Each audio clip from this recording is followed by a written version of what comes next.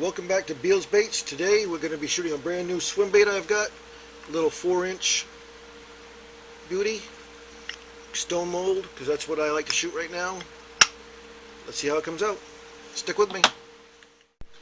So with the brand new stone mold, you have to take and oil it because it comes dry. So we're going to put the new one down, take some, well, look at that.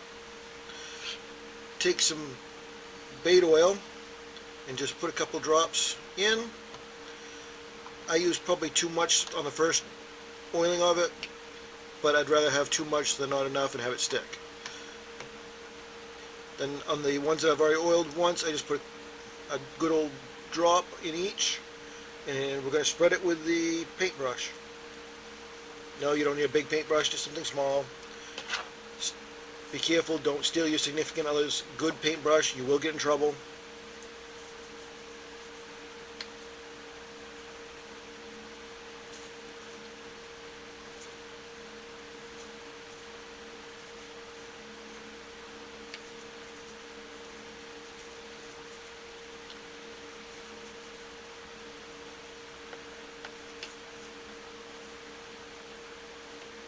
When I get all those little deep cracks, that will make it very, almost impossible to get out if you have absolutely no oil in those. Okay, so now once you have it oiled, put your brush away so it's not in the way later, and then just close them up like regular ones.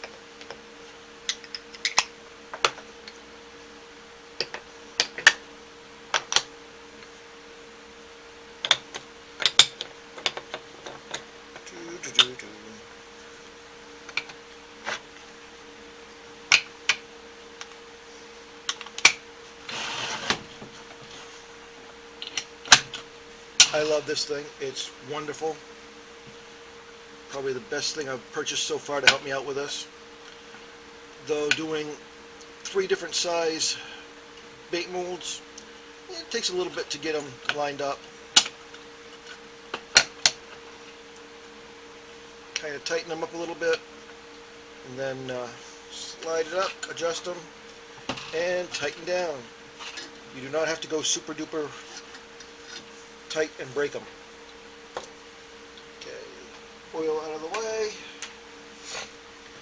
Tonight I'm going to do some remelts. I've got a couple new molds that I want to try out, and we'll see how it works out. I'm going to cut these up a little bit because there are some big chunks in there. This is, I believe, all motor oil that I've done, a couple different batches of it. So we'll cut this up and then I'll be right back. So in case you're wondering, that's the Barlow's motor oil, semi-transparent. It's a really good little oil.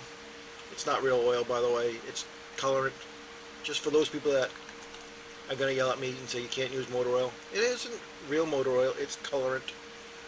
So we're going to throw these guys in the microwave, start warming them up. I like to take it slow when I'm warming up remelts, otherwise you could burn them and then you're in trouble. Don't want to have to throw it all away. So I'll see you in a few minutes. Welcome back. Got the motor oil out of the microwave. Loving the color. 329 degrees, so it should be ready to shoot. Remember, this doesn't have to hit 350 because it's already been up to temp. This is remelts. So we're going to put the canvas down to create my little angled unit. Got my glove. Safety first. Pump it. Suck it all up. Shoot out a little bit, and yes, I got it in the light, I'm sorry. And shoot,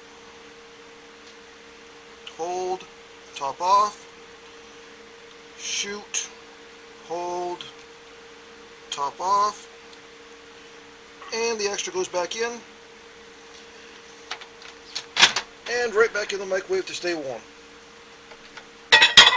Gonna wait a few minutes, then I'll show you the plug and how they came out. Talk to you in a bit. Welcome back. Got the motor oil out of the microwave. Loving the color. 329 degrees, so it should be ready to shoot. Remember, this doesn't have to hit 350 because it's already been up to temp.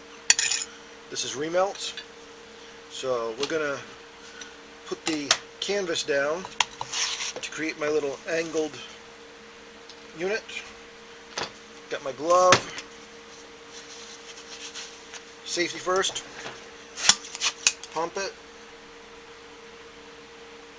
Suck it all up. Shoot out a little bit. And yes, I got in the light, I'm sorry. And shoot. Hold.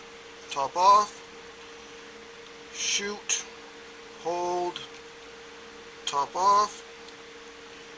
And the extra goes back in.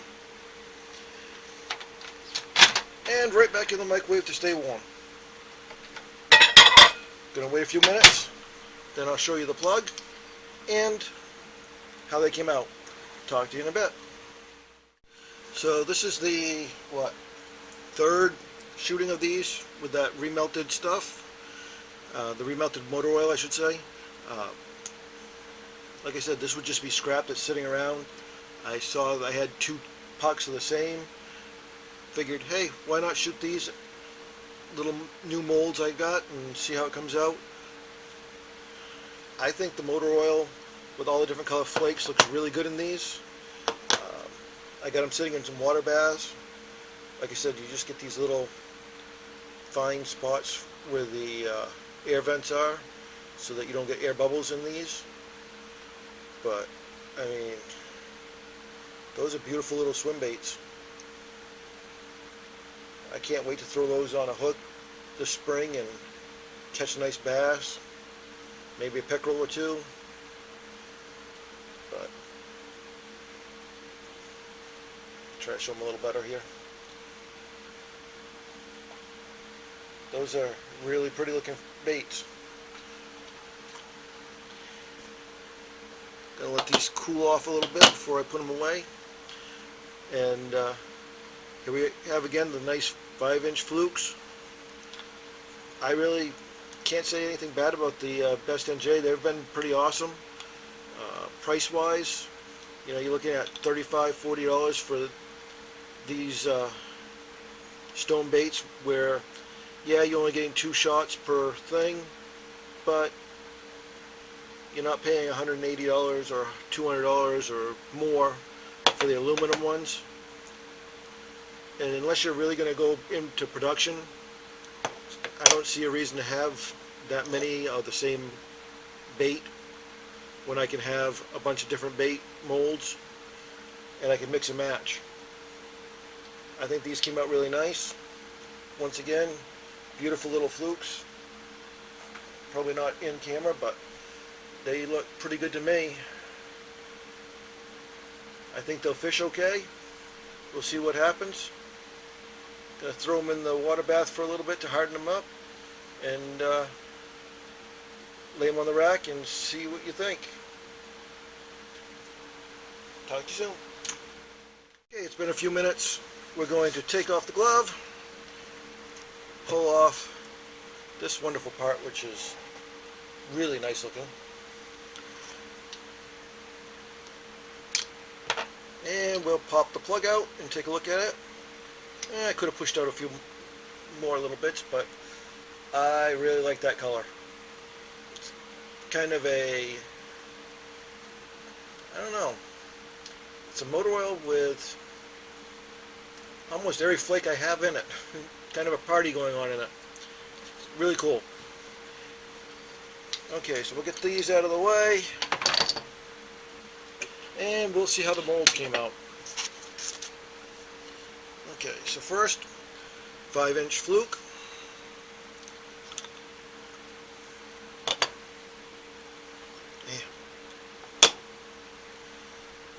Barlows are awful pretty looking. They got the hook slot, tons of glitter. Popping them right off, dropping them in the water bath. This one's all still nice and shiny with oil, ready to go again. Probably get 3 to 5 shots out of each one after you've oiled it. Okay, so swim bait, 4-inch. First time I've ever shot this one, so let's see how it did.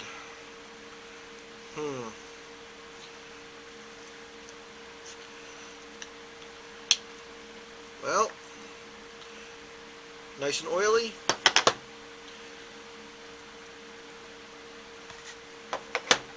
can see the little flashings from the air vents, which is excellent. And yeah, these are pretty nice looking. We'll get those in the water bath, and I'll heat the plastic back up and we'll shoot them both again. I'll see you in a little bit. Not sure you can see it, but it has a really nice greenish color up top here, and then it's got a kind of pinkish belly as it moves in the light. Gives it a really awesome color pattern. I mean, that swing along, that should attract a fish anywhere. That could be salmon, lake trout, smallmouth, largemouth, pickerel. I think that would bring in anything. Thanks for following along. Have a great night. Thanks for following along while I made these swim baits and flukes with some remelts. Have a wonderful night. Thanks again.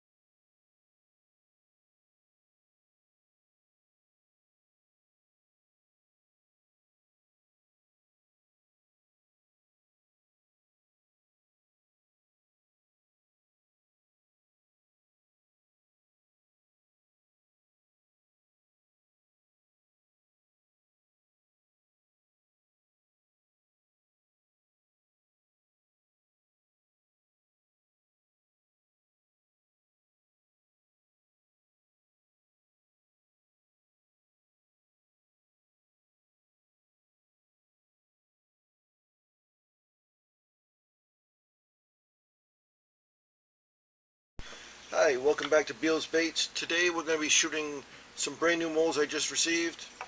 They came in from a company out of Ukraine. It's called Bait Molds. Not sure you can see it, but hopefully you can. I've got this little swim bait and a nice little fluke to shoot. And a special one I'm going to hold off on showing you until after we've shot it. I'm also going to try today to do 2 colors. So we've got this nice little tool here that's going to allow me to shoot 2 colors at once, and we'll see how that comes out. Talk to you soon. Okay, so I've got my mixing block here that's going to let me shoot the 2 colors. I've got my dual injector set up. The plastics are just coming out of the microwave. We got this beautiful, don't do that at home, that's hot, let go. Got this beautiful funky orange color that's from a bunch of remelts that a friend gave me. And this kind of greenish, bluish remelt we're going to use for the top color. That came from another bunch of remelts. So we'll see how it comes out once I get these at temperature. Bear with me. Be right back. Okay, I think I've got these at the right temperature. Let's take and shoot them and see with a temperature gun. 342, so that one is nice and toasty warm. This one's a little bit light right now. 325, so that should be okay. The top color should be a little warmer than the bottom color, so we're going to try it and see what happens. Close that door. Oh, I forgot something. This little piece slides through the handles. I say slides through the handles, it's going to be a pain. Slides through the handles to make it a little more convenient. Here we go. Dark color, light color, here we go. Suck it up.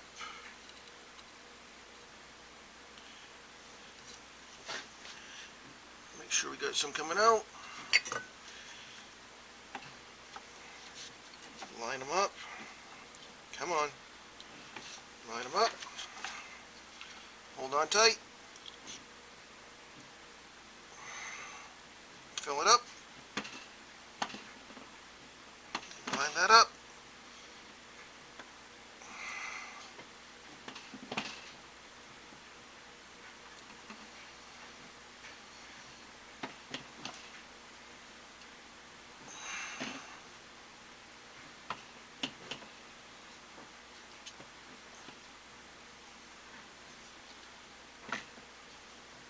Oh, I think I just shot that one in the wrong direction. Oops. That's an oopsie.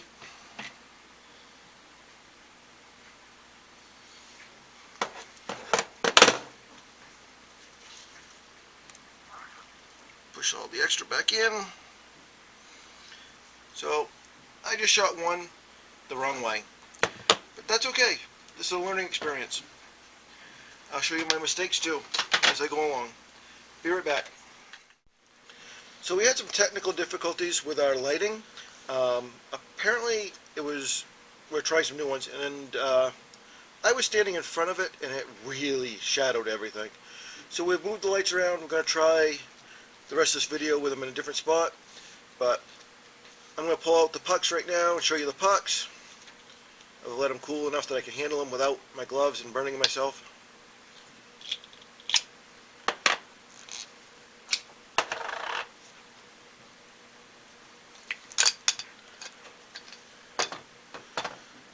So those will be the two colors we're going for. Just a fun mess around thing to see how it comes out. That will be the bottom color, that will be the top color. Never shot some of these molds, so we'll see how it is. I'll be right back to you. Okay, so we're going to start unboxing these, so to speak, or unmolding them. So this one is the big fluke I have. This one is from Best NJ. And yeah, I don't know. Well, I don't know where that blue flake came from, but I kind of like it. Big old blue flake, almost right where the eyeball would be. Kind of came out neat. Came out pretty good. I like the orange belly. That might catch a fish. We'll throw that in the water bath and see how it goes.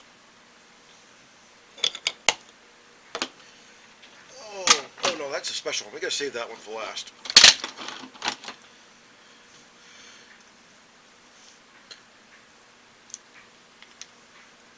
Come on. Let go. Here we go. Oh, it's a mini fluke. And I may have shot this one the wrong way. Let's take a look. And I did. I shot this one the wrong way, unfortunately. But the colors are right. So, and it did well. I just got to figure out which way to shoot it properly. That's going to go in the junk pile because, unfortunately, when you shoot the dual colors, it makes it very hard to melt down a mistake. So that goes in the junk pile. And I need to figure out which way to put that so I don't do that again. By the way, that's the top, that's the bottom. So keep the top away from me.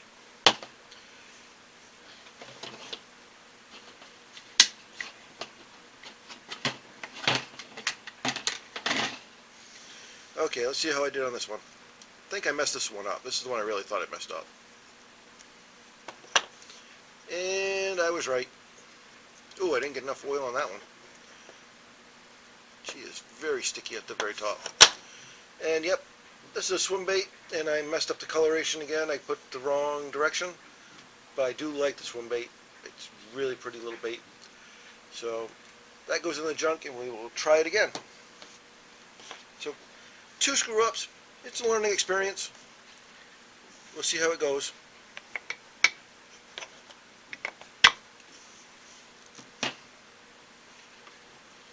Okay, so this is the surprise bait I didn't tell you anything about. I'm kind of excited to try it this spring, see how it comes out, how it works. This is a mini hog. I like the way it shot. Get some pretty colors. I like the way that shot. It's got some pretty colors. Definitely got the top and bottom correct. So I think this could be an interesting bait on the bottom. Or maybe even going across the top. Who knows? We'll shoot some more of those. And it shot really well.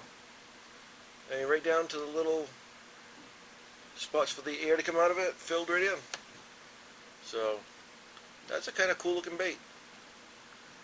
I'll be back after I do the next round of shots. I never showed you the mixing block. So let's open this up and see if I can pull this thing out. Come on. There.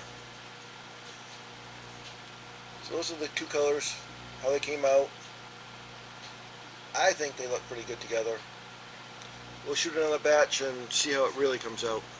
I gotta get this back together. I got the plastics heating up right now for the next round. There they are. Be right back. Okay, so I'm going to run through again with showing you how to shoot with the dual injector. Trying to make sure I have all the tops away from me so I don't mess it up this time. So let's see if we can do it right this time. Here we go. Whoop, get those close together. By the way, that's very warm. Don't do that with your bare hand. That was very dangerous.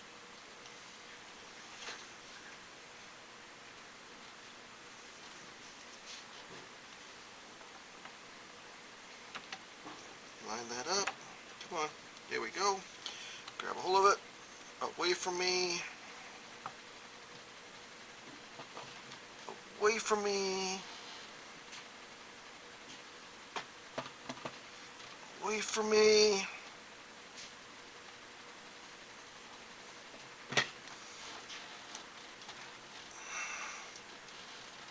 Away from me. And 2 more.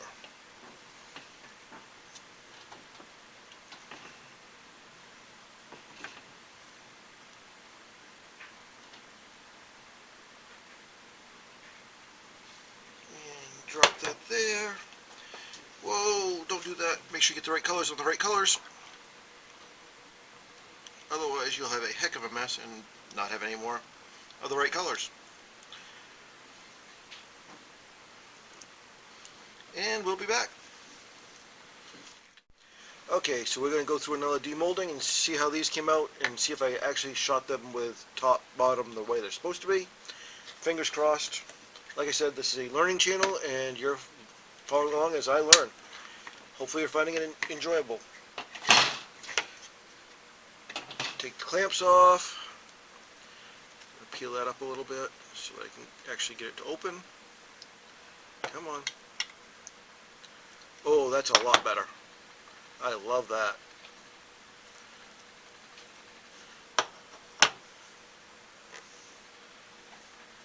I really like that color. That's going to be a fun one to fish, I think.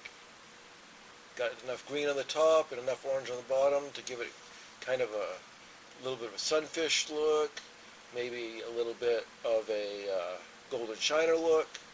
I think it'll catch bait. Catch bait. I think it'll catch fish. Hope it doesn't catch bait. Hope it catches fish. So we'll toss these in the water and let them harden up the rest of the way.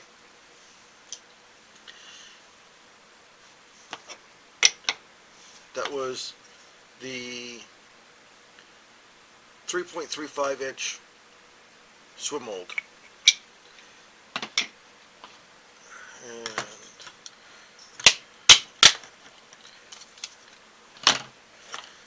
these little hyper tough molds, clamps, I just got those at Walmart. As long as you get one that you're comfortable with, they work. You don't have to have anything super fancy like this thing. Well, that fluke did not shoot well.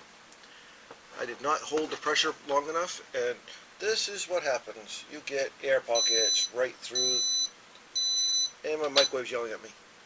You get air pockets right through the middle.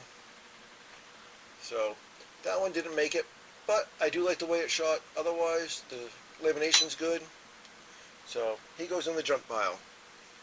And that one goes in the junk pile for the same reason. I did not hold the pressure long enough. That's okay. This is learning and having fun.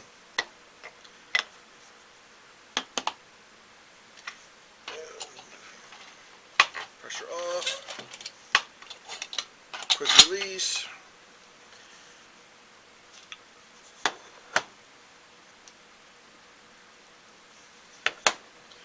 And those shot extremely well. Really like the looks of those.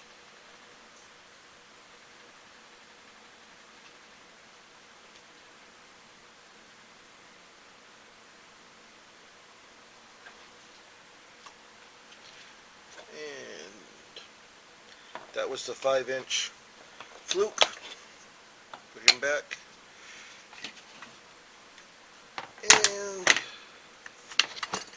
this is the 4-inch hog, mini hog. And I think this is gonna be a fun one. I'm really like shooting this one right now. This is a cool little monstery type bait, little creature bait. Kind of looks like a little monster on the bottom of the lake. A lot of appendages. Kind of crawfish-like. I'm just hoping it catches a lot of fish. And I really like the color, the little light orange with the dark green. We'll see how it comes out when it hits the actual water this spring and what I can catch. We'll be back. Welcome back to Beal's Baits, where we're doing dual injector, dual colors, having some fun, and learning lots of stuff. So let's take a look and see how this last batch came out. This one, total blowout. But, you know, got a really cool color splurge, or splooge. Something interesting. Toss it in the junk pile. See what happened, how much flashing I've got here in a second. If I can get it even to separate because of all the flashing. Oh wow. A lot of flashing. Gonna need the trim scissors on this one, but I think I can salvage them.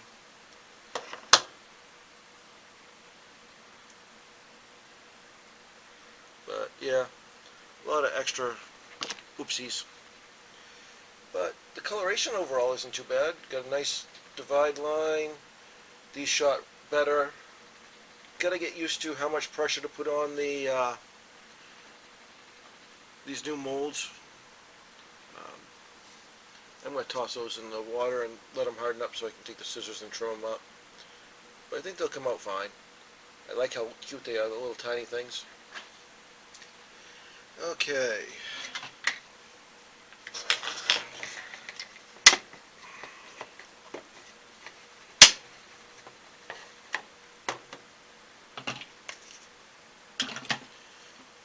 Let's see how this one did. And this one is shooting wonderful. I mean, good color breaks. Looks pretty good. Not too bad. As far as flashing goes, I didn't get any flashing on this one. I mean, I think that one will fish well.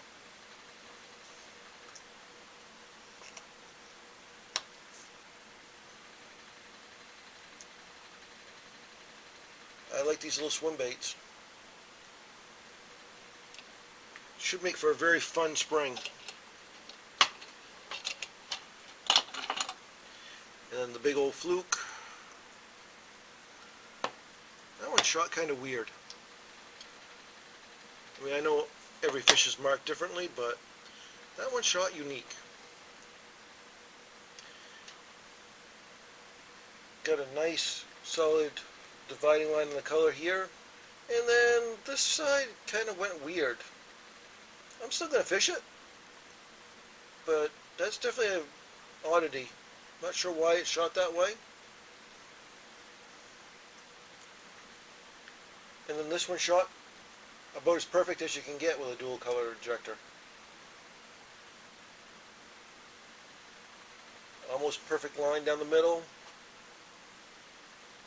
Got the beautiful orange and the dark green on top. Loving that one.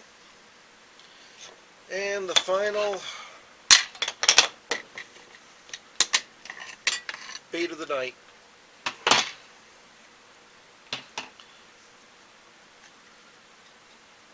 The mini hog. I mean, what can you ask for out of this? I mean, it's gorgeous. This is just wonderful shooting. Two little pieces that you just pop off. I mean, you could leave them on there if you really wanted to keep the action a little tighter. But that will give, popping those off makes these little legs flail around more. I mean, little crawdad look. Excuse me. Little wounded fish look on the bottom. It's a little creature. I mean, I think that's going to catch fish. Well, tune in next time when we have some more unique challenges ahead of us. Sorry, must be coming down with a little cold. Pardon me. But, yeah, I'm having fun learning and hope you're having fun following along. Welcome back to Beal's Baits. Today we're going to do a purple and chartreuse mix on these baits. I'm doing some worms and some bait fish. We'll see how it comes out. We're going to start right now with little Dead On Plastics yellow. I think probably, I don't know, we'll start with 10 drops, see what it is. One,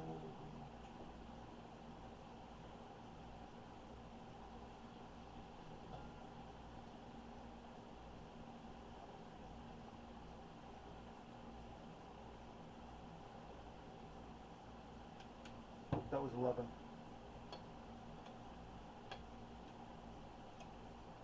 It's probably going to be too translucent still. But we'll take a look at it. Yeah, that's way translucent still. We'll do another 9 drop, bring it up to 20.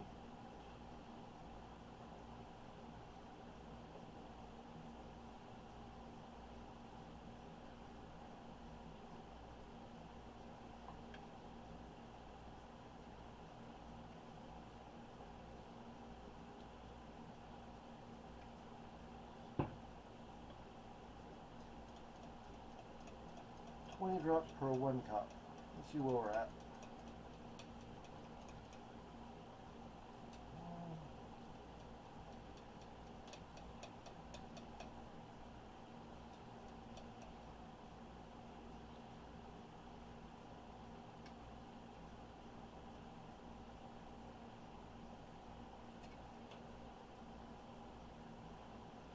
I don't know, I'm still thinking it's a little see-through, but we'll play with it a little bit. Let's add in the green. We're going to do like 3 drops of green. Probably, maybe just do one at a time, see how it comes out. I don't want it too green, I want more of a yellow chartreuse to go with the purple that it's going to go with.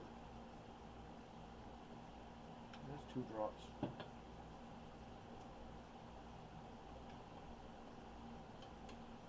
That didn't do much to it.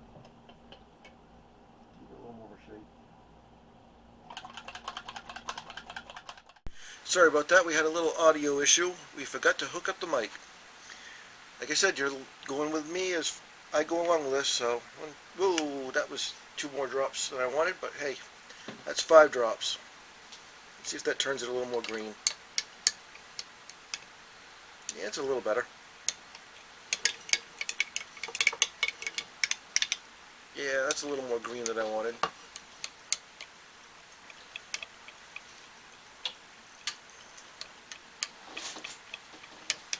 Seems like I'm getting a lot of shadows today. I'm sorry about that, folks. Not sure why. Oh, I know why. I moved my light back too far. Sorry about that. That's a little better.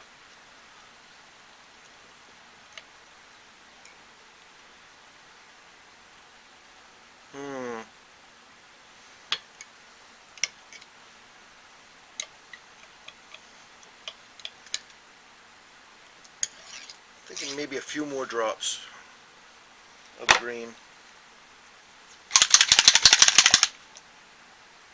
It's not quite coming out as dark as I want it, but 1, 2, 3. That's 8 drops of green per cup to the 20 yellow. Oh, there we go. Now we're getting a nice chartreuse color. There we go.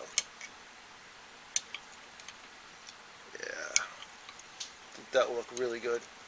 I'm thinking we're going to put some small amount of black flakes in it, kind of give it a chartreuse peppery look.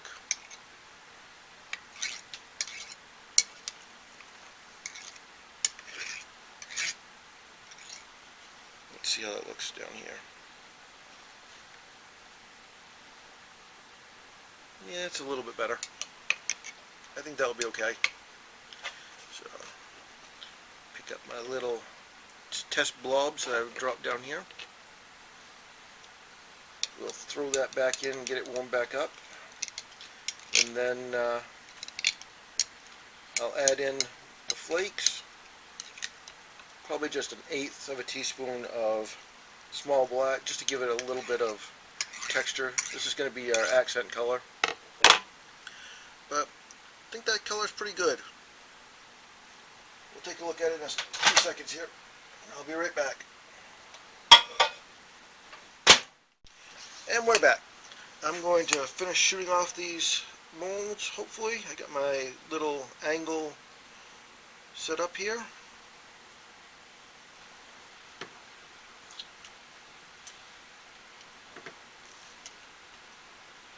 Really like this lemon pepper look. Ooh!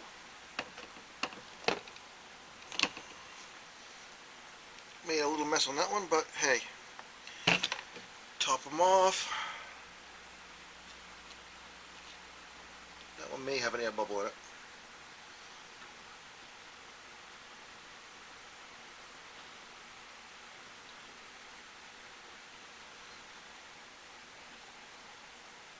And now we wait. We'll be back. Welcome back to Beal's Baits. So here's the plug that came out.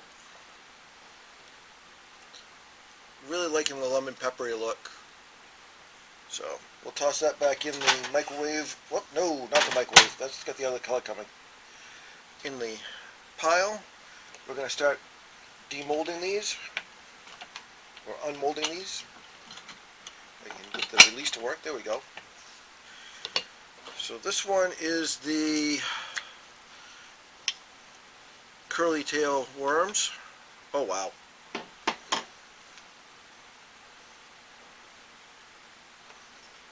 I like them as is, but we're going to cut them up and just use the tails on these.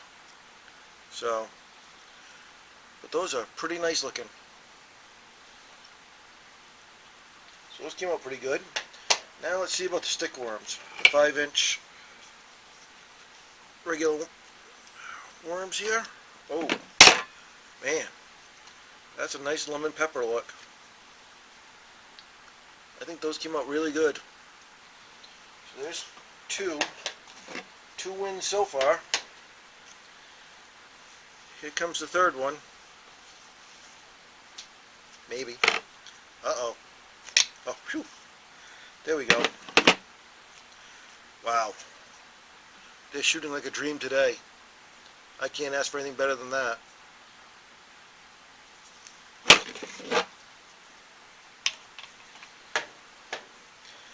Oh, now we're going to go to the fish. Let's see how all the fish baits went.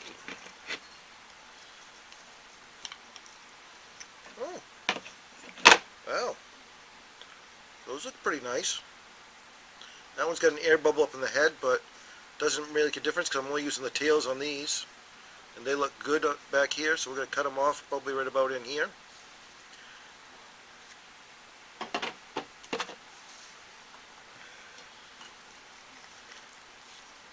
Ooh, these flukes are pretty.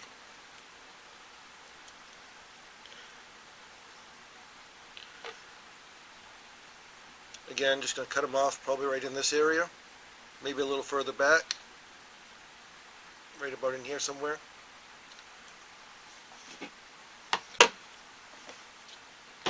And let's see how these are.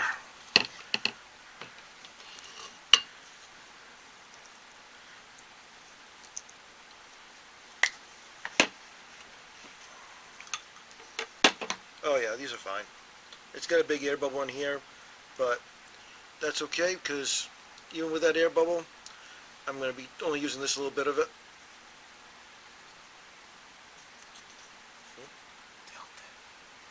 So, be only using this little bit right back in here.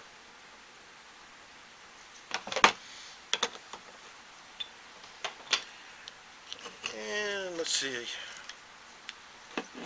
Again, air bubbles, but luckily not what we're going to be using because the air bubbles are way back up here. We're only using the last little bit here for this one, so these will be fine.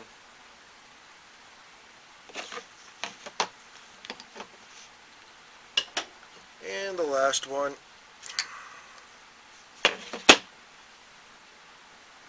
This one has a lot of flashing for some reason. Not sure what I did on this one. So this one may end up not getting used. We'll see if I can get it cleaned up. But again, we're only going to be using the back little bit of it. So, but I do like the lemon pepper look. That's a pretty color.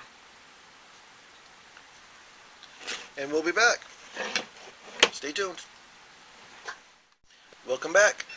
Now we're going to be making the top color, or the main color. I should say not the top color because we're not doing a dual injection.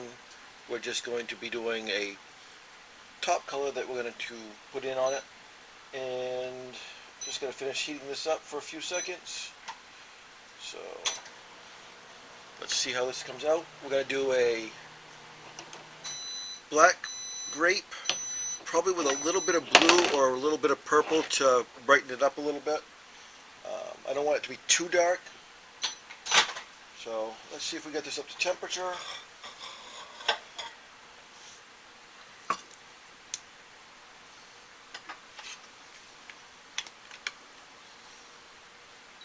Oh yeah, 360.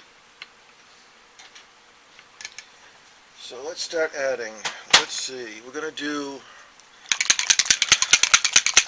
let's do 10 drops of the black grape, see what that gives us. We definitely want a purple look, so 1, 2, 3, 7, 8, 9, 10. That's 10. That's not a bad color right by itself. A little bit too translucent maybe for me, but I kind of like that color.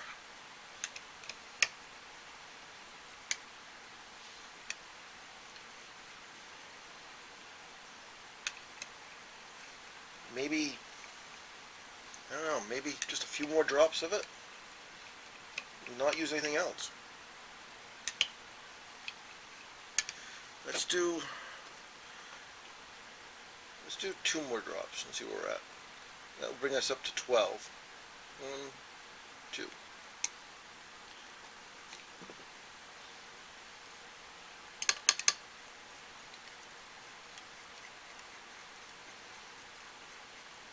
That's pretty dark.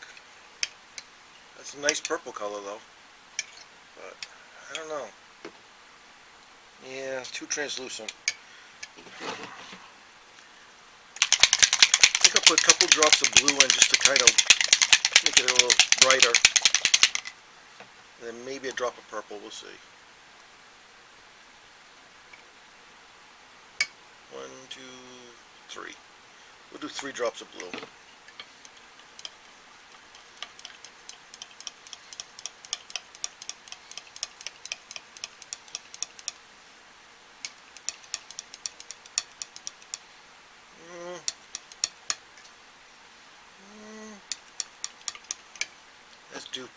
Let's do 6 drops of blue.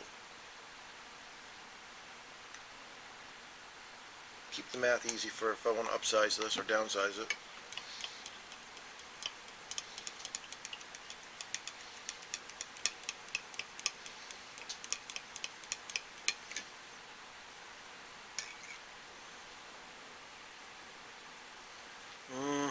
Yeah, it definitely needs a purple. Uh-oh. Might be out of purple.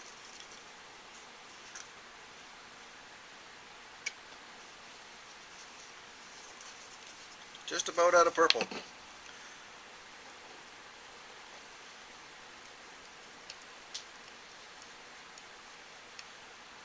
I think that did it though.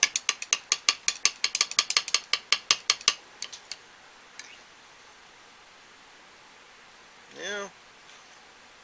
I don't know. I'm going to put a few more drops of the black. The black grape.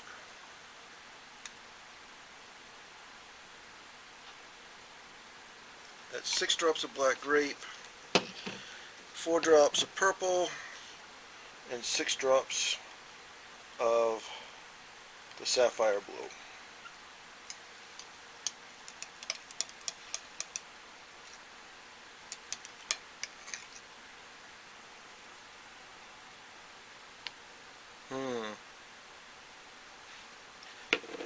I don't know. Still looks a little too blue to me. See if I got any more purple left.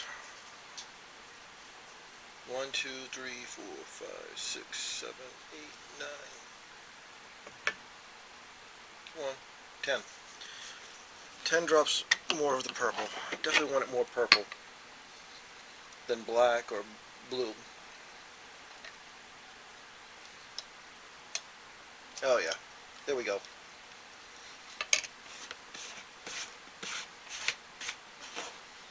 We had all those little spuges back into it from the tests.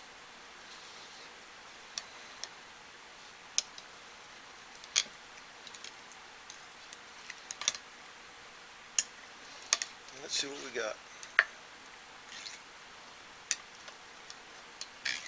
Besides the fact it's getting a little cool. Oh, I like that color. That's going to be a pretty color.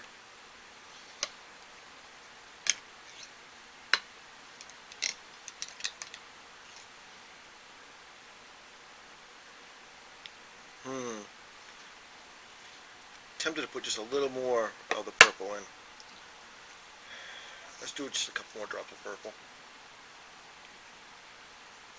6 more drops of purple.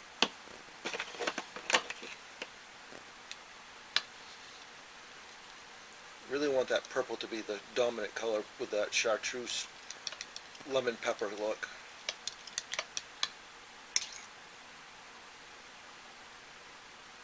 Yeah, that's there. That's right there. Okay, so this is getting cooled down already. I'm going to pop it back in the microwave for a little bit. Figure out what I want to use for a flake with it. I was thinking blue, but kind of thinking maybe just black. Just keep it really super simple. Do a thick black, a large black and a small black. kind of keep it really base instead of adding the blue to it. I think the blue might make it too light because I'm really liking this dark purple look. But we'll be back in a few minutes and I'll have made my choice and we'll go from there. See you in a few. Welcome back. We've got it heated back up. I decided I've got some purple flake I'm going to throw in there. It's kind of a lighter purple color. I've got a gold flake I'm going to put in there. And then those are both large flakes. And then I'm going to put a teeny bit of the black flake small just for filler. So let's start with a 1/4 teaspoon of the gold because I really want something that will make it pop. So there's a 1/4 teaspoon of gold. And let's do a 1/4 teaspoon of this beautiful light purple.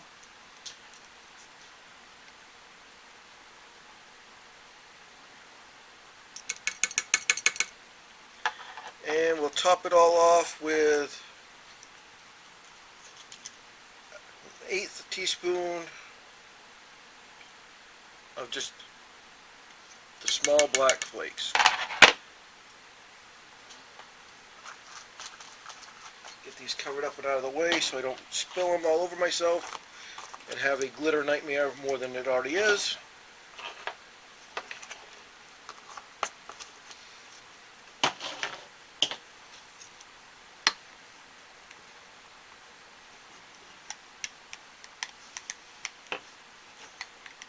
Ooh. I think that's going to come out pretty nice. Oh yeah.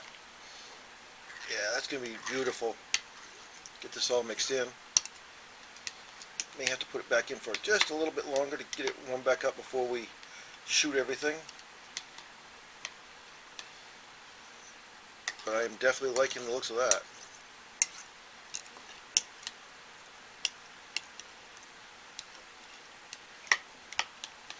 That is a beautiful color.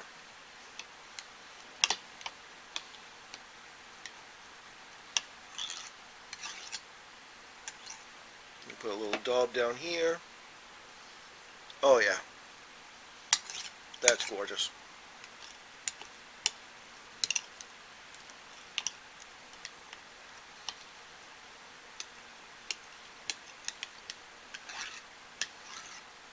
Scrape that off, heat that back up just a little tiny bit, and we will be ready to shoot the molds and see how these laminate together. With any luck, this will work out. It'd be beautiful.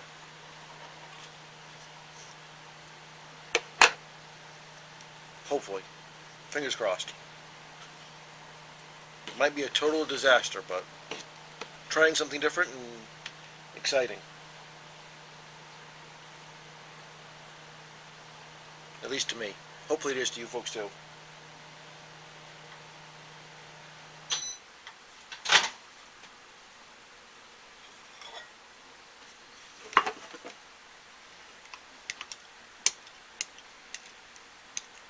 Oh yeah. Let's get that all suspended in the... No, don't get that 300 plus degree stuff on me. That's why we wear gloves. Yeah, it's a little low. Come on. Yeah, we're going to put that back in just for a little bit. It's shootable, but I'd like to have it a little warmer where I'm trying to get it to laminate together. It was only at 315, so I'd like to get up near 340, 330 at least.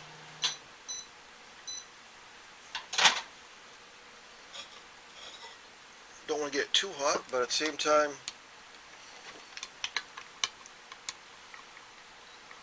there we go, 340s. Scrape the sides, get everything all suspended in that beautiful purple plastic. Okay, here we go. Let's shoot the molds.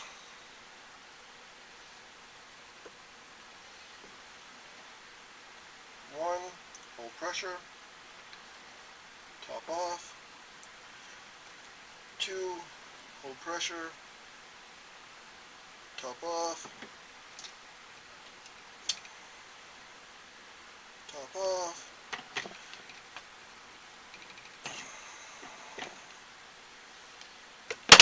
Don't think I had enough of that one. That one might not have worked.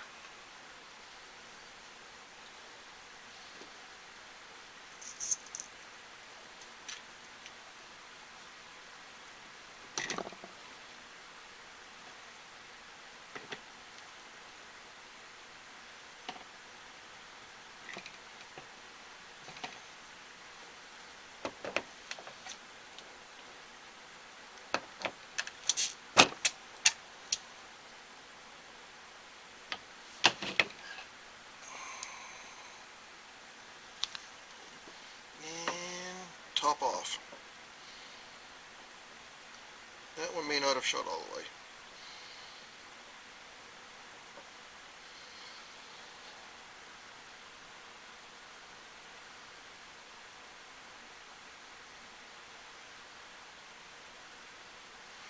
We may have two oopsies, but we will see in a little bit.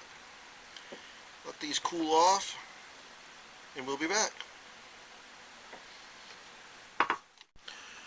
Welcome back. Here's the purple color we went with nice little gold flakes in it, and purple flakes, and some teeny black. So, if you remember right, that's the yellow, and that's the purple. So hopefully, that will look pretty good side by side. We'll see in a few seconds, because we're going to start demolding now. So, here we go. We got the Senko worms. These are the 5-inch. Deep breath. Let's see how it came out. Oh, wow. Kind of think I like these. Let me know what you folks think.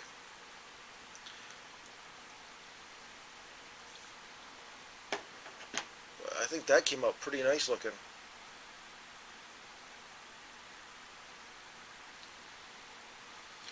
So let's put these right in the water, get them to the water bath.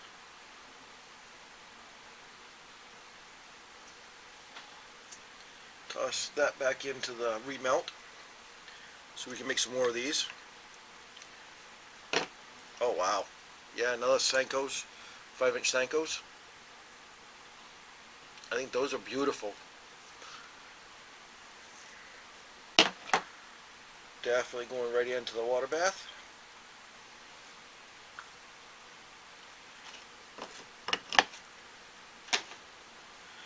Now, these are the ribbon tails.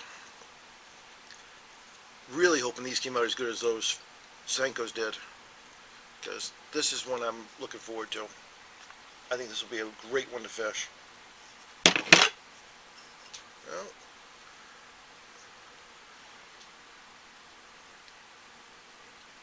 definitely think it came out pretty nice.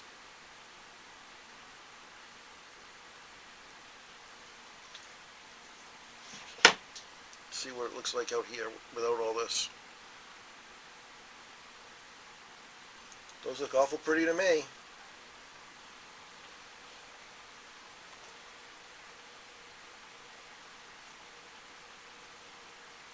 Right in the water bath. Now for the fish. Bait fish.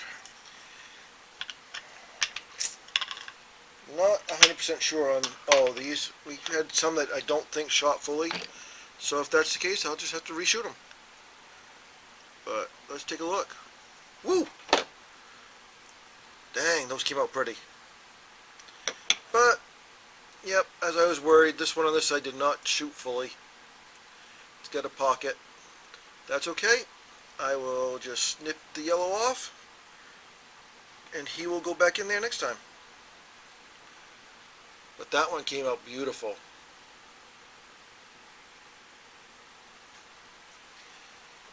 Into the water bath he goes.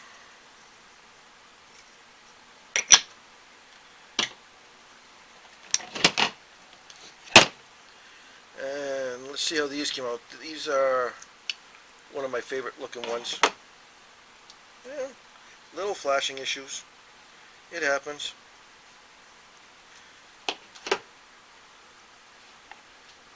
Yeah, gotta get all that extra flashing off. Hold on. That looks yucky with all that on there.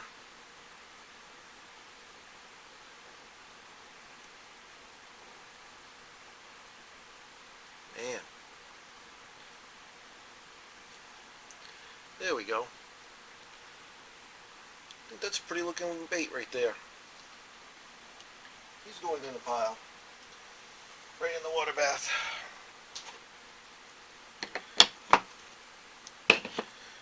Oh yes, these fish.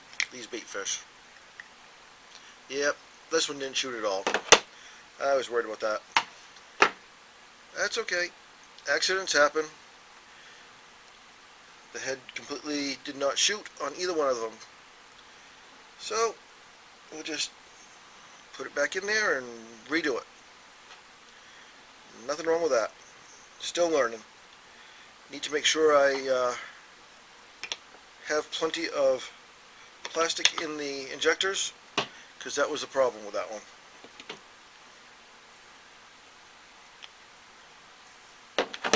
Oh, these came out gorgeous.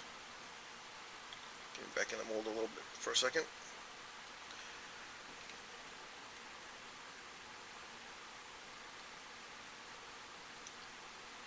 I think these look pretty nice.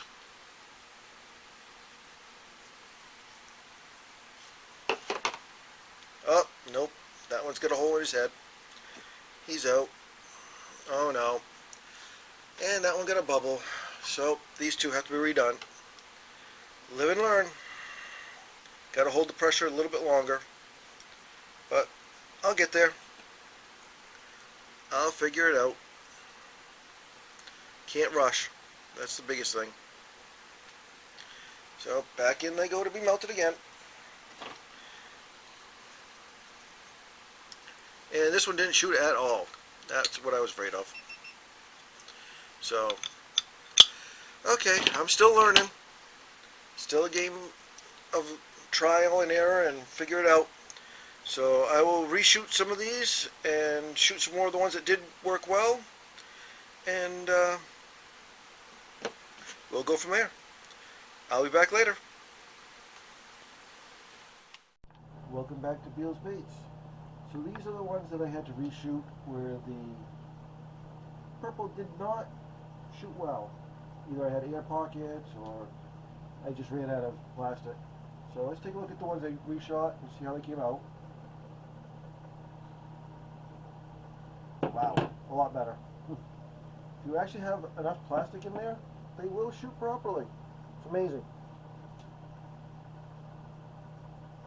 Those came out beautiful. We're going to drop those right in the water bath. You can hear the yellow plastic, or the chartreuse plastic I should say, heating back up. Going to do another round of those in a bit. That came out so much better.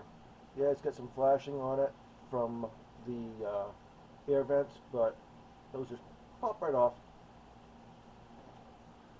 They look gorgeous. Right in the water bath.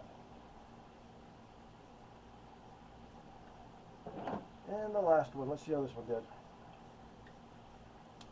A little worried I made a big mess on top here, but that's okay. Hopefully it didn't affect anything. Nope, these came out beautiful too. Peel that back off out of there so you can see them. Look how gorgeous those are. Very happy with these. Right in the water bath we go. I won't bother you. Oh, we forgot the mic. I'm sorry.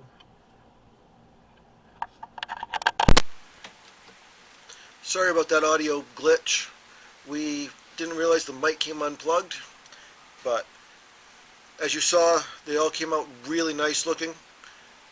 I'm going to reshoot the yellow in all of them, trim off some tails, make another batch with the purple, and then I'll show you the results of what I got for this batch of plastics.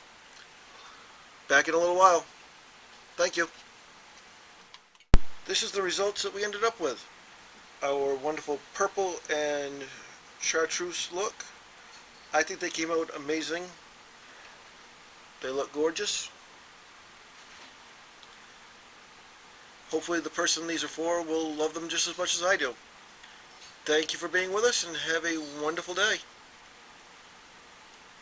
Welcome back to Beal's Baits. Today I've got a challenge video going, and one of my friends sent me this picture. It's Super Salty Plus bait fish coloring.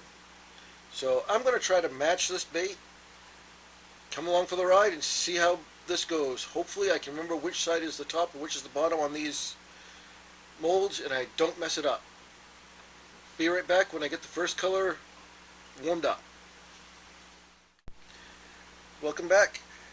We are going to be doing the pearl white first for the belly color. This does not take much at all, so we're going to start with just a 64th, also known as a drop, and see how that goes. Just a teeny drop. So let's see how that stirs in. I may have to put another drop in there, but we'll see how this turns out.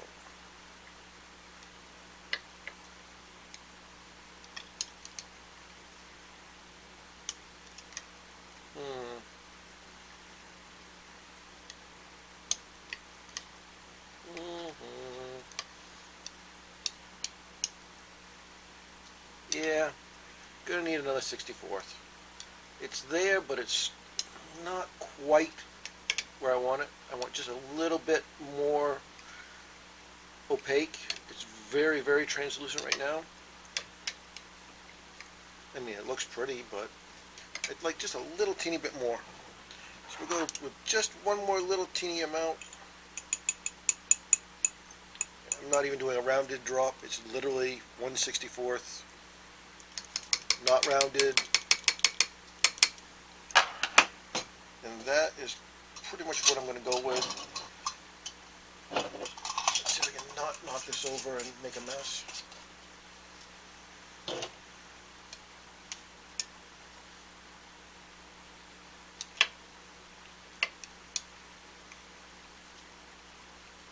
Stir this all in. It's going to take a little bit.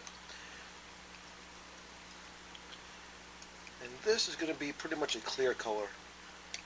I may put a tiny bit of flake in it, but I think I'm just going to leave it plain, because I think the picture of the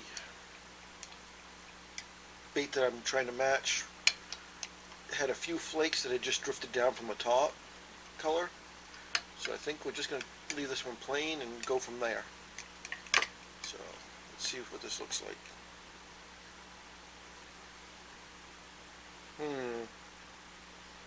Very see-through. So very translucent right now.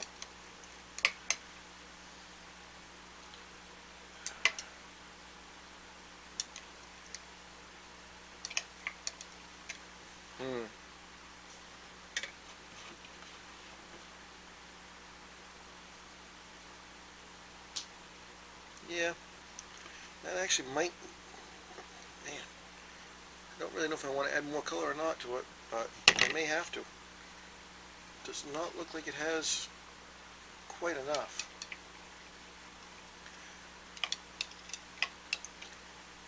I may shoot the first baits with this one and then add a little teeny bit more and see what happens. So,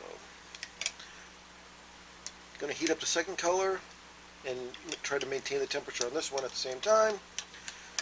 Then we'll be back. The second color is going to be black, and then I'm just going to add a teeny bit of blue,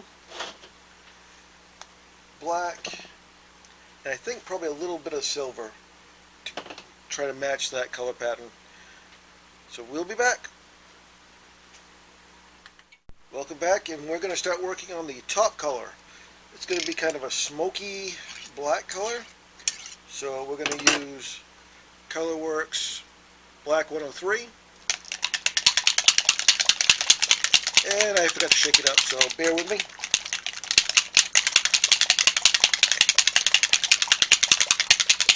Luckily I had it shaken up just a couple days ago, so it should be pretty good.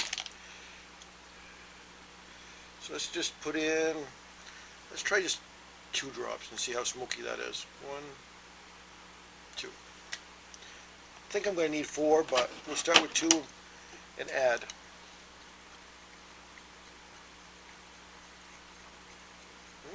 Maybe not. Maybe 2 will do it.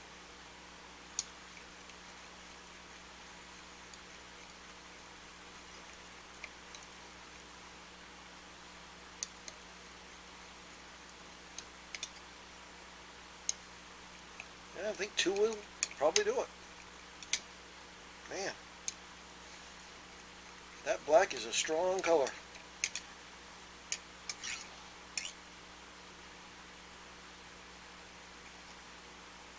Let's take a look. Nope. Gonna need at least 1 more drop. Let's see if I can get 1 more drop in there. Oh, 2 drops. Uh-oh. Just a happy little accident. 2 drops. Can't back out now.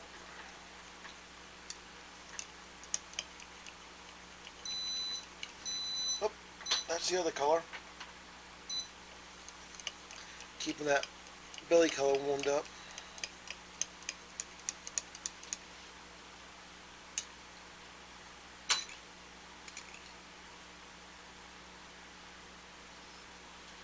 Yeah, that's a really good, nice smoky color. So now we're going to add some golden grub, high temp, small blue, some small black, and some hollow shift silver. I'm going to put in right before we shoot, just so I don't overheat it. Although it does say high temp, so it should be good anyways.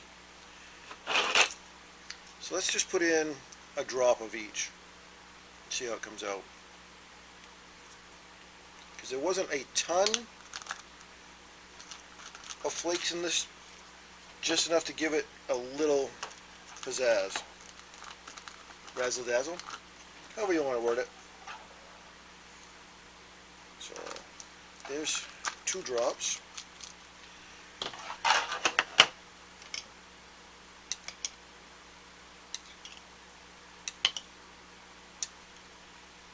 Oh yeah, I think that'll be just about enough.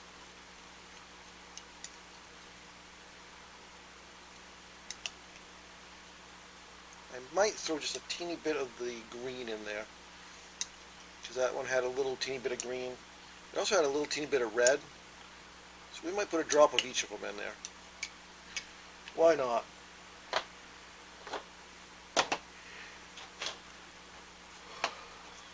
If we can put a drop of each in, see what happens. Just a teeny bit of red. And a teeny bit of green.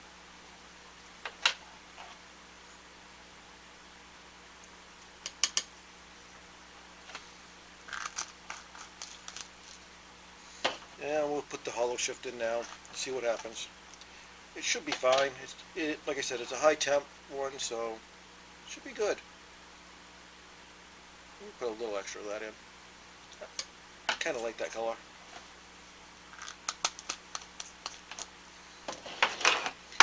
And as you can see, I've got glitter everywhere. Wonderful. Nothing like a glitter bomb explosion here.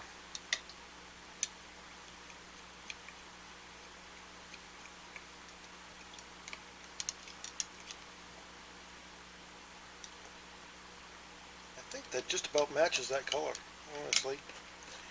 Get those little blobs out of there.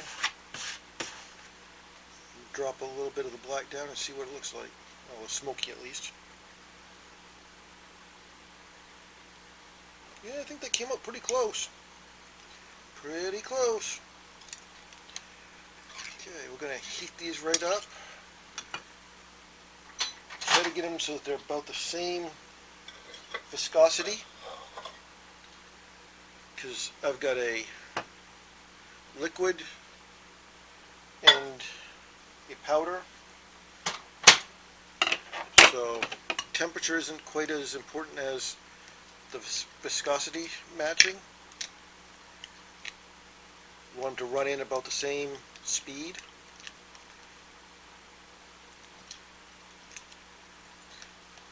And from everything I've seen, the powder tends to run in a little slower if it's at the same temperature. So we'll heat these both back up, and then we'll be ready to shoot. We'll be right back. Welcome back. I got the colors ready. We got this beautiful smoky black with lots of little glitters in it, and we've got this wonderful pearlescent color to go on the bottom. So for the belly color,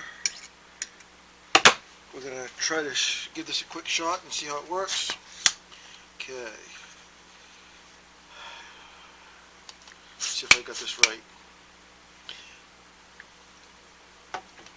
Got the top, bottom,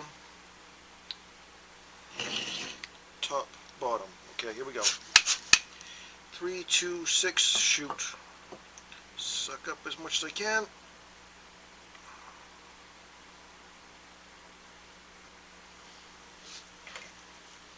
Purge it back out until they're both coming out.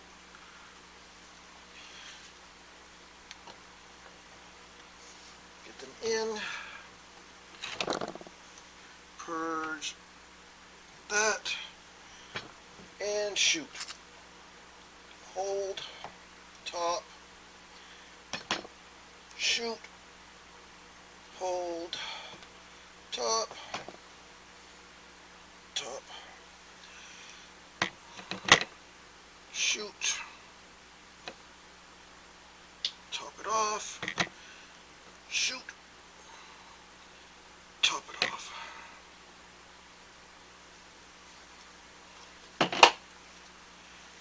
And back in.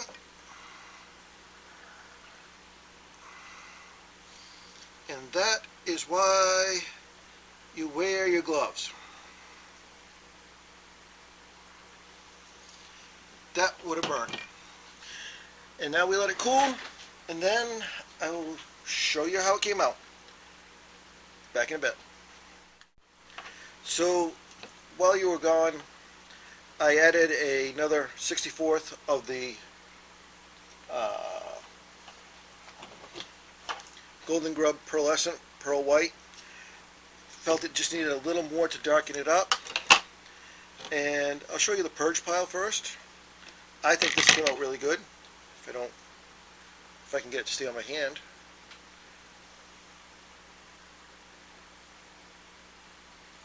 So, got a nice, beautiful smoky top, nice pearlescent white. I think that's going to be really pretty. These are going to cool, and when they're done, we'll be back to show you how they came out. Talk to you then. Okay, so first we'll take and show you the insides of these guys. Ooh, I didn't push that out very good. So there's the smoky black.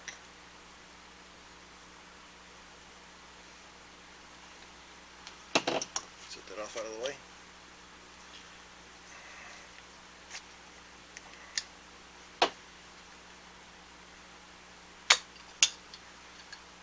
I could have pushed that out a little better. And there's the pearlescent white. So that looks pretty good. And now together for the top bottom look. And now we'll look at the mixing block and see how that came out. I think they came out pretty nice. How's that look?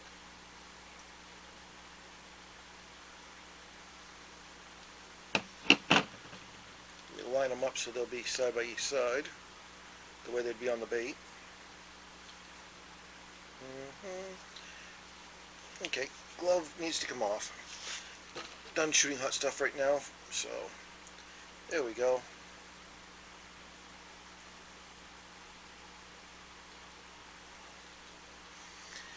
And now for the magic. Let's see how this came out.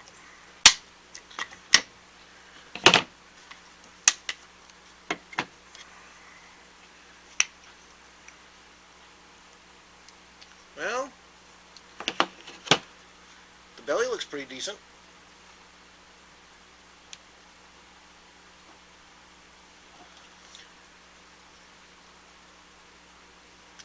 Except for I didn't do it right because that was a side and that's the other side. So I shot that one wrong. I've got some learning to do.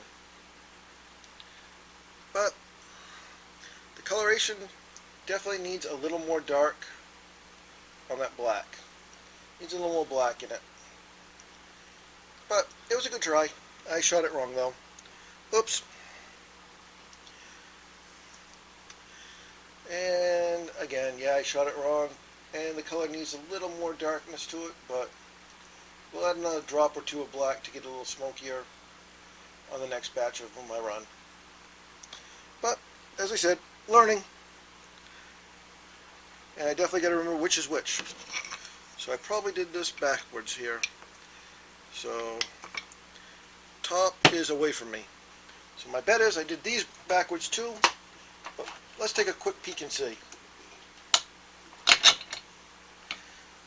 Oh, well, these ones shouldn't have a difference unless I did them side to side, but let's take a look at these little guys. These are beautiful little ones. Yeah, those came out kind of pretty.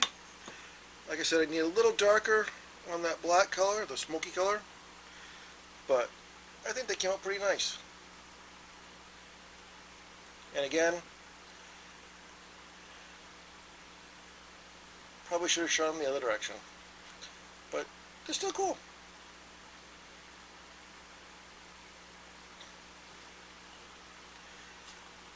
So, need to remember which way to put these back together here. Hold on. Okay. Let's see if I shot this one the wrong way. Oh, I shot this one the correct way. 1 out of 3. Actually, no. Hold on. Those flukes are going the right way? Yeah, those flukes are going the right way. Like these guys. So, I shot 2 at 50%. We're doing okay. But again, I think the black needs just a little bit more in it so that it will get a little more smoky look. But those came up pretty nice looking. I'm going to warm up the plastics again, shoot another round, and then I'll show you the results of the next round. Back in a bit. Welcome back. So I added 2 more drops of black to the smoke color, and I think that's a little bit closer to what it was supposed to be. We'll see how they shot, and hopefully this time I actually shot them in the right direction, so top is top and bottom is bottom, not side to side. Because, you know, learning. So let's take these guys off first and see how these look. 1, 2.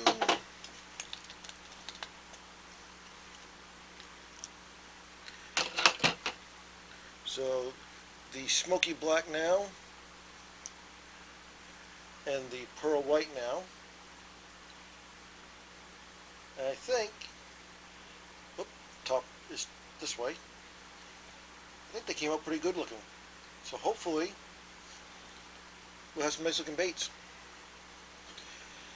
Okay, so let's see. The one I shot totally wrong last time was this one. So let's take this one apart first and see if I did it right this time. Okay. Now, let's see.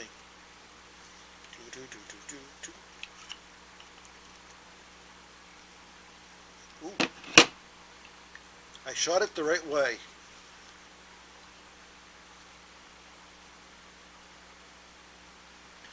Now let's see what they look like outside of the mold.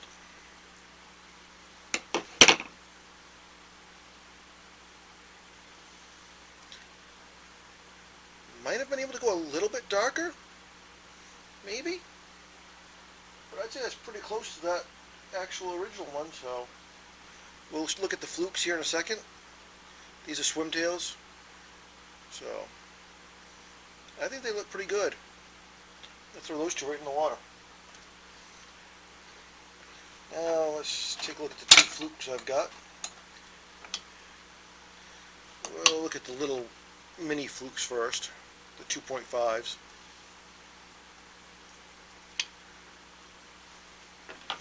Well, the belly color came out pretty nice.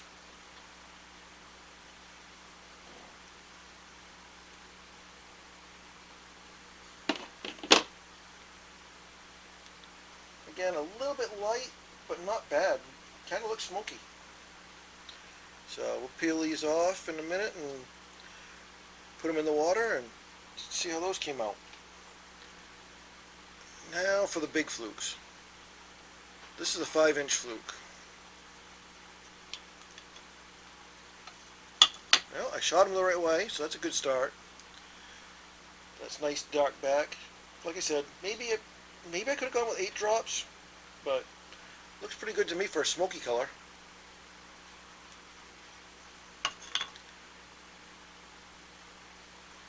Get that one right off there, so we can get a nice sideways view.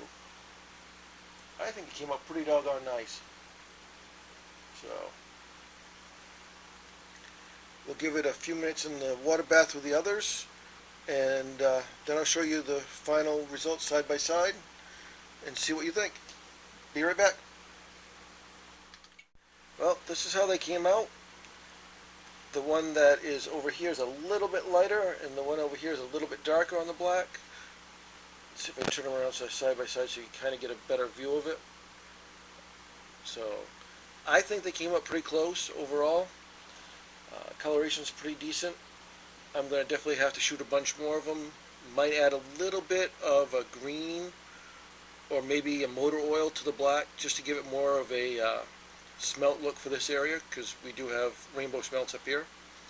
So thank you for being with me on this episode of Beal's Baits, and we'll see you next time. Have a great day.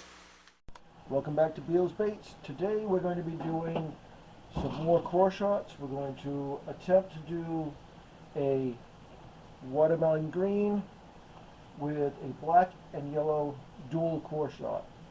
Let's see how it comes out. Don't forget to shake these up. And I think we're going to do 5 drops to start with. 1, 2, 3, 4, 5. Want this to be extremely translucent, if possible, but still have that nice watermelon green color.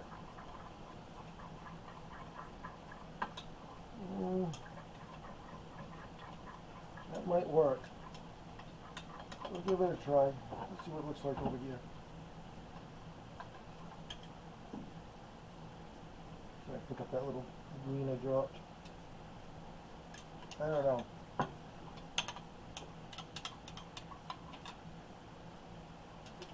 We'll try it. See how it goes. I'm going to grab the mold. Here we go. 3, 2, 1. In.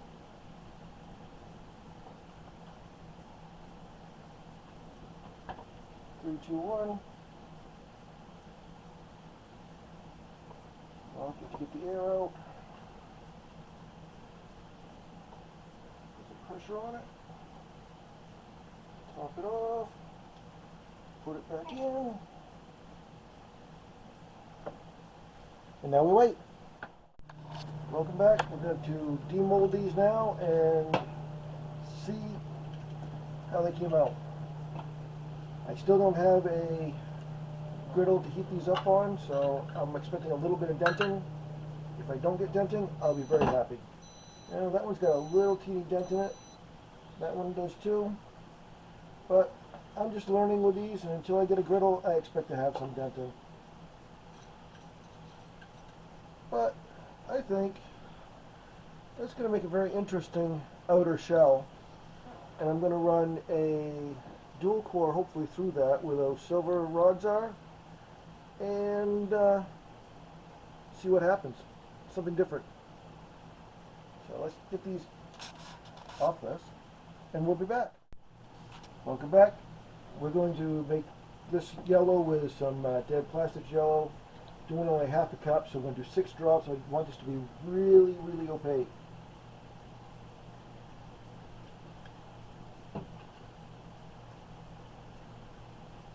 So I may have to add a little bit more to this one. Yeah, I think I'm going to have to add 2 more drops, because that is not very opaque. It's very translucent. Let's do 4 more drops. Let's do 10 for half. 10 for half. That should definitely do it.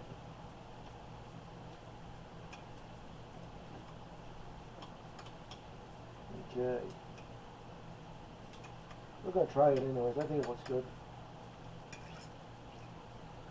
We're going to throw in a 16th, which is a pinch of golden grub 0.30 hex gold. I want this to really sparkle through the middle on one side.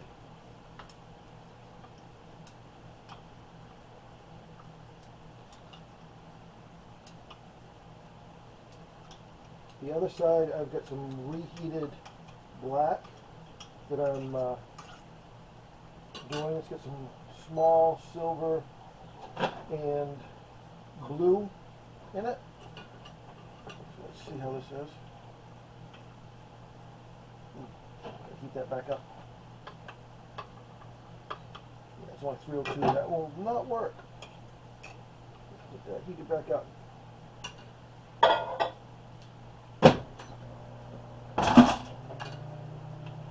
And something foul, of course. Ooh, 317. I have to toss that in for a few seconds just to get that back up step 2. The trouble of having just one microwave.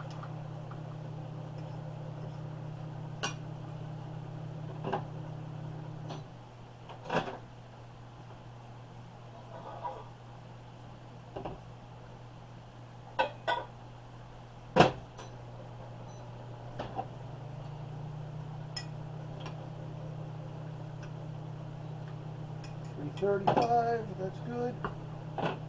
Close this up so I don't spill it everywhere and get golden flakes all over me. Yeah, probably too late. Get my glove on, get my mixing block there. Let's check this out. 340.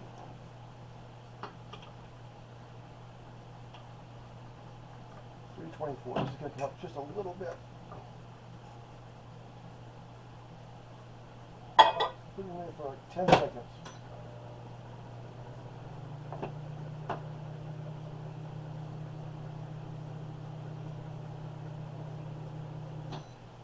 Let's see what we got.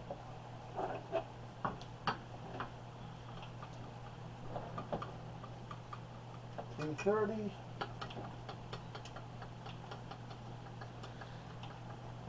$340. Gonna be a little close, but we'll try it. Let's get that stuff off the bottom, get all that glitter up. Let's get all this glitter up. Get our dual injectors ready. Here we go. Here we go. About. There we go. Black away from me, which is the top, which really doesn't matter because it's inside the worm. Come on. Come on, why not? Oh, they're not going to go. Son of a gun. We're going to have to try that all over again. Welcome back. We had some slight technical difficulties. This somehow got moved to the other spot and caused my dual linears not to actually fit into the holes properly. So we have reset, trimmed up some of the baits to get rid of the that was almost bad. Some of the black that had shot down into it. Thankfully it did not land on me.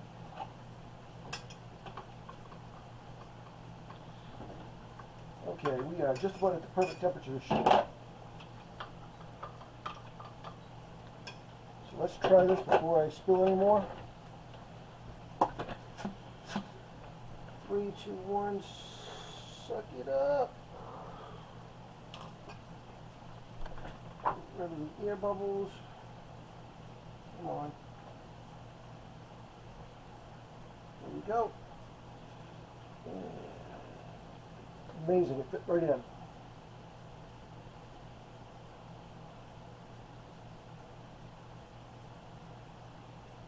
Hold the pressure. Hopefully this works better than I think it's going to. I think the first and the last are going to come out solid colored, and the 3 middle ones are going to come out dual colored. But we will see. Hopefully I'm wrong.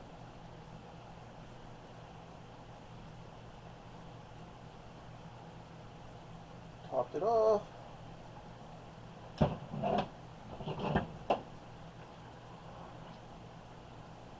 it back in. Feel these little caps. And wait. We'll be back. Welcome back. So let's take a look at the mixing block and see how that came out. Yeah, I can keep them both on the same side. And no, yeah, okay, there you go. That's our black and gold yellow. So hopefully that goes through the core of each one. And the yellow, I did add 10 more drops in it of the yellow. I thought it was a little bit too weak when I first looked at it in the mixing block after the first mistake. So hopefully this will show through a little better with the green. We'll see. Yeah, I'm still a little worried. But we will see very soon.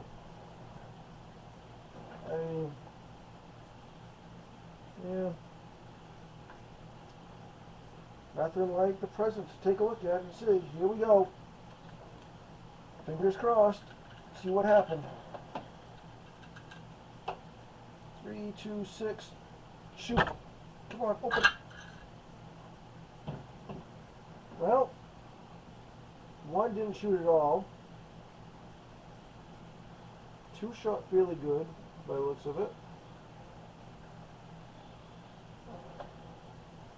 But 1 didn't shoot at all. Not sure what happened. There was the middle one that I thought for sure would shoot. But I'm thinking the yellow was too light. I do like the looks of it. In general, I think I would use a red and a black with the green next time. I mean, they came out pretty neat. Like I said, this one did not shoot at all. So it must have had a little bit of a plug from the last time with the mistake was, and I didn't see it because it literally stopped right at the very tip. So that's okay. That's a live and learn.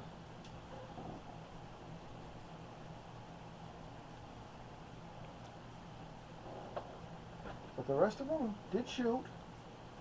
They do have a dual core look to them. Not sure you can really see it with the way it is, but there is definitely a black and definitely a yellow inside there. Probably would do definitely a different coloration. Thinking definitely a black and a red on the next batch I do. But definitely probably a black and red on the next batch. These just seem like the yellow's a little bit too close to the green. I can see it, but in this lighting it's very, very dim. And then you can kind of see that where they came together at the end on the bottom, but and where I had to trim off the tips. Okay, so I took the green, added, what was it, 3 more drops to bring it up to 8 drops of green. Then I added a teeny bit of red flake and some fireball flake from Golden Grub, and a teeny tiny bit of black, just to give it a little bit different look. And we're going to see how these came out.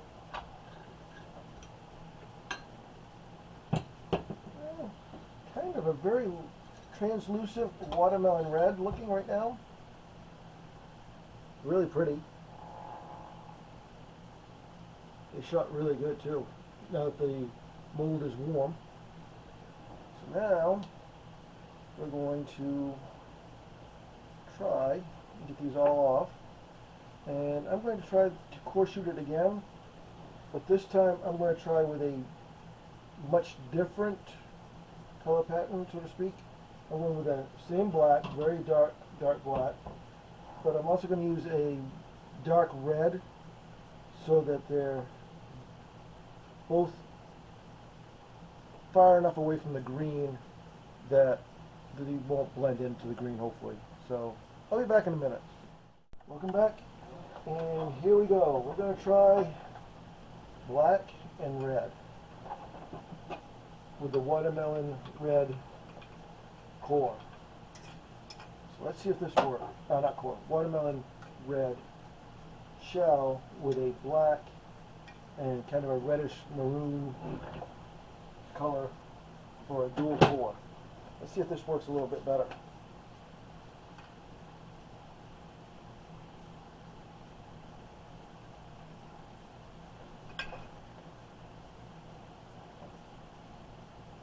Come on. There we go. Get them lined up. Hold on. And shoot.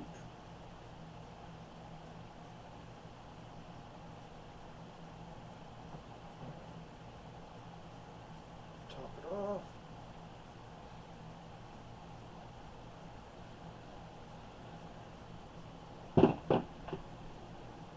And back in. Okay, we'll be back. Welcome back. Let's take a look at the mixing block and see how that is. Now, if you don't take the nut all the way off, there you go. That came out pretty good. Kind of like those two colors together. I'm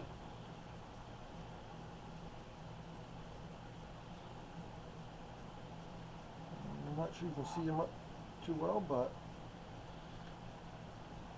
and then I'm going to put that with the green and see how it comes out. Your guess is as good as mine. Hopefully they all shot properly this time. Here goes nothing.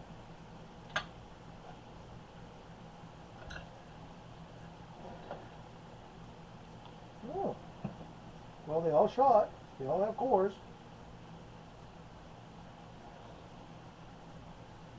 And I kind of like it.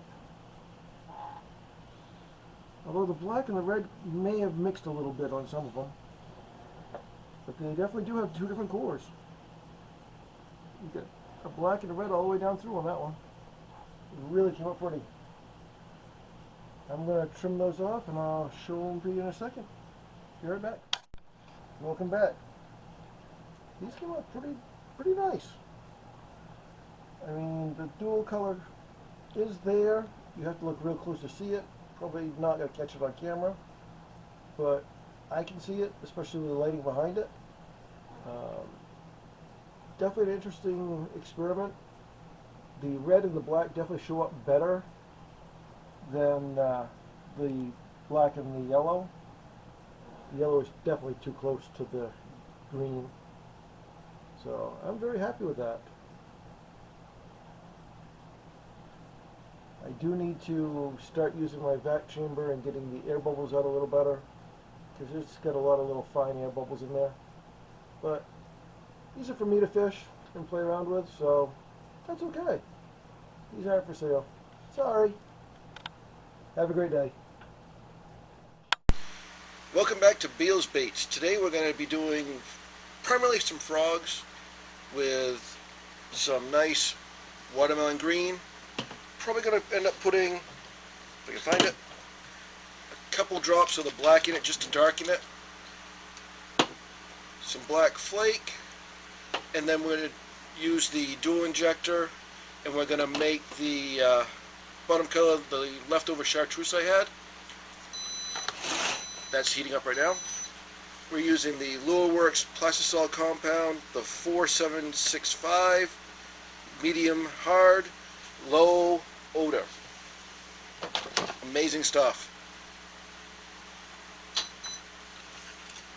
So we've got the top color ready to add colorant to it. So let's get started.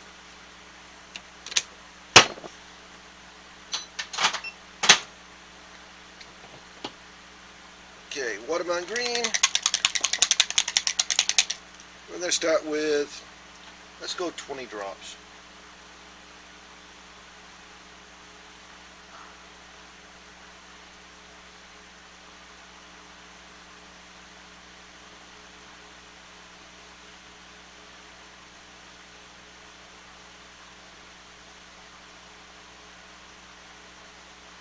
That is 20. And I got it all of myself. And my table. Not sure how I did that, but hey, little accidents happen. Oh yeah, that's nice dark green color right now. I think a couple drops of black, maybe just one to start with, to see how it comes out. But I think that's going to look pretty good. Get this mixed in pretty quick here.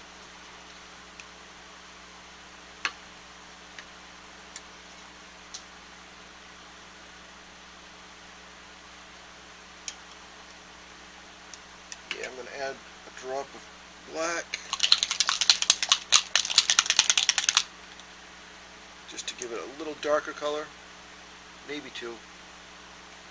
There's one.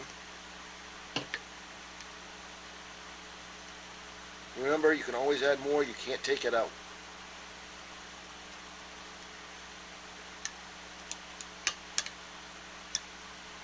Let's see how much darker that made it. Not really a lot, which surprised me. We'll put a second black in.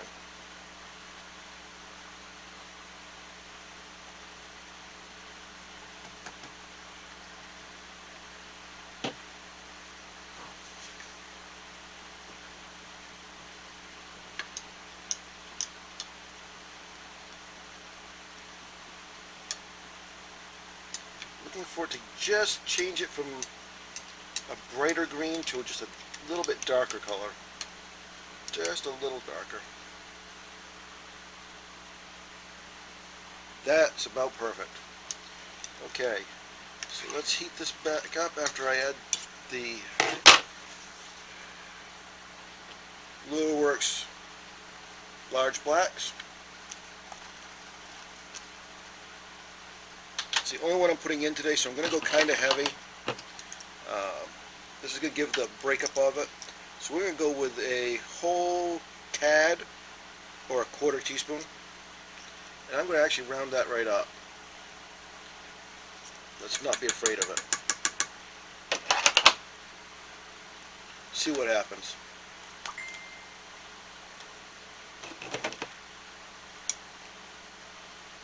Here we go. Mixy time. See what happens.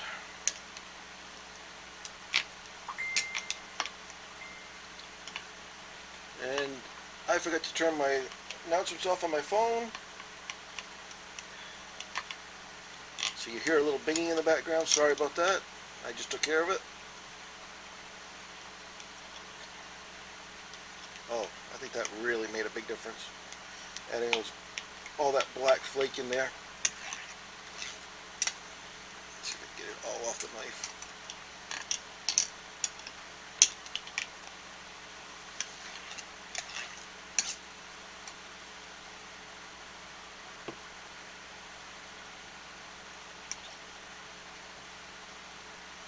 Yeah, that's going to be a really pretty color. Okay, we'll heat that back up. We'll check on the chartreuse, and we'll be right back to show you how it's going. Welcome back. So we've got the beautiful chartreuse color that I had left over from last time. Okay, maybe 2 times ago. And we're going to shoot that with this wonderful dark green that I just mixed up, which was 20 of the watermelon and 2 drops of black. And I think the colors came out really good together. Put a quarter teaspoon of black flake, large, and we're ready to roll. Here we go. Hopefully I remember to get all of them with the tops away from me, so we'll see.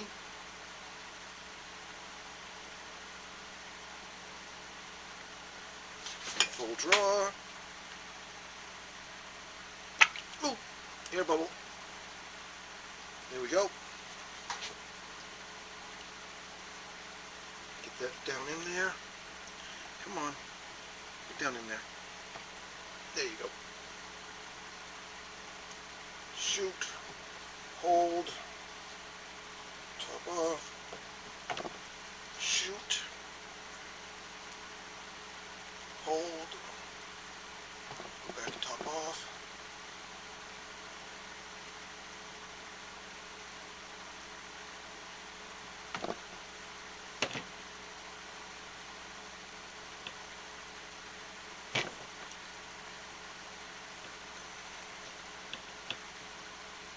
Having some difficulties with this today. It might be a little too cold. I should heat the block up. Well, we'll reshoot those and see how it comes out. I think it just got stuck in the block. So we'll be back in a few seconds. Welcome back. We are just about ready to try that again. I'm going to try to cool this one down just a little bit. It's a little bit hotter than I want it.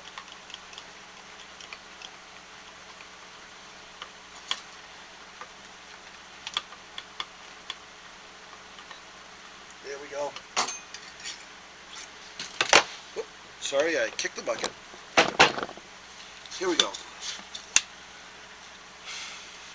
3, 2, 1. Filling up. Clean it out. Top color away from me. Just get it in there.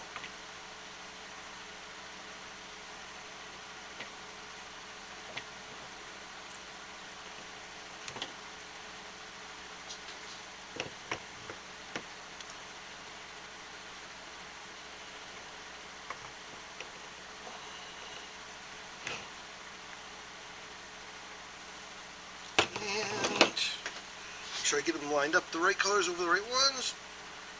Empty it out. And we will be right back and unmold these. Thank you. Okay, so I didn't show you the plugs from the first one, so let's take these out. I'll show you the pucks that are inside here, see what they look like. Put those off to the side. There we go. Well, there's the chartreuse that I did on the Douglas color. And there's the dark watermelon. I think for a frog bait, that color is going to look pretty doggone good together. At least that's the hope. We put those back in to the remelt.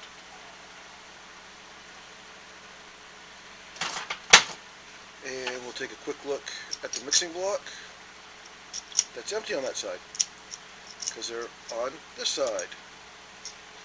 Oh, didn't want to come off. There we go. There it is. And then pop them apart once again. I think that color is going to look really good. We've got a little bit longer to wait on the drying time or cooling down time. but we'll be right back. Welcome back. I forgot to show you the purge pack, or the purge pile. I think it's a good color. Got the nice lemony color and the nice dark green color. So we'll see how it actually came out now. Let's start with the last one I shot. This is still, I think, one of my favorite baits as far as shooting it and looking at it.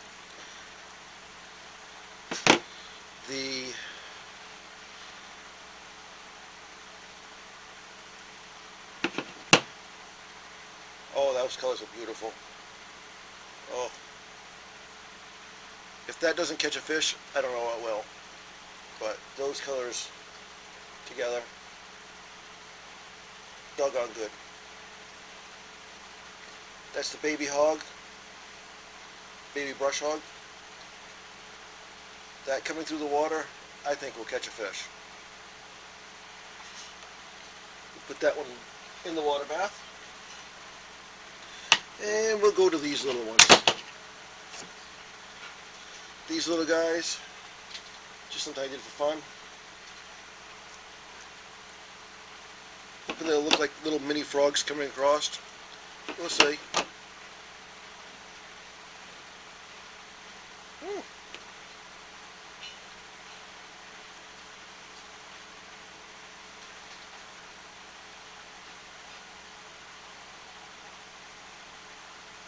I like the color.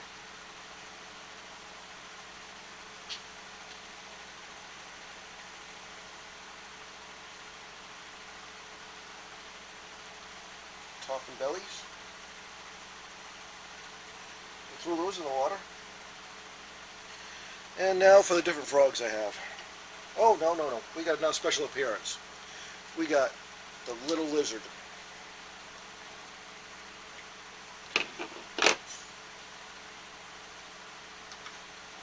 This one doesn't really show the difference in the colors quite as good.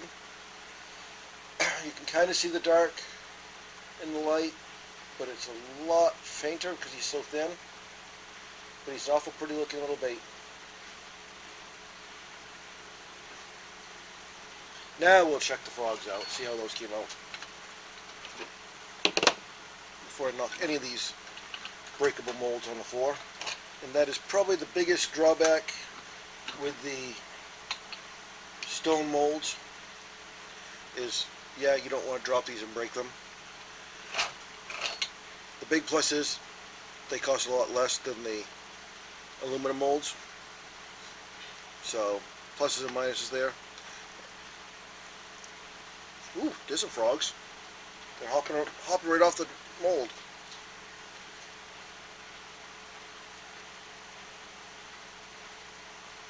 So those look pretty good. I like the color.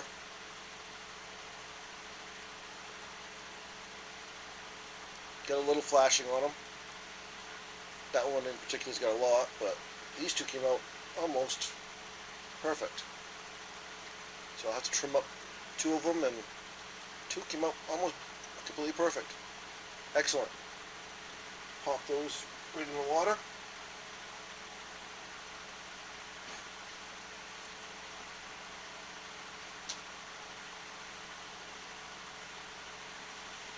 And now for the big frogs.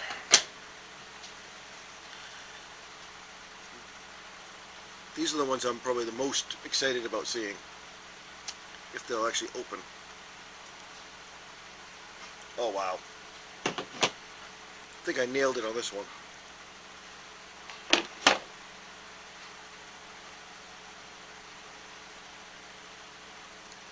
That color is gorgeous. Just downright gorgeous. I don't think I could ask for a better frog look. I'm going to shoot a couple more of these and some of the other ones, and at the end I'll show you what I ended up getting, and we'll be back. Thank you. Welcome back. I'm going to shoot some more frogs, but I'm also going to shoot some 5-inch Senko worms, and I'm going to try a different method on them. I'm going to actually try the milking method. So, whoops, sorry, I kicked the tripod. So I'm going to try to actually milk this to see if I can get a swirl pattern. Let's see what happens. Just want to try something different. So let's see if we can get these close together. Top on my left.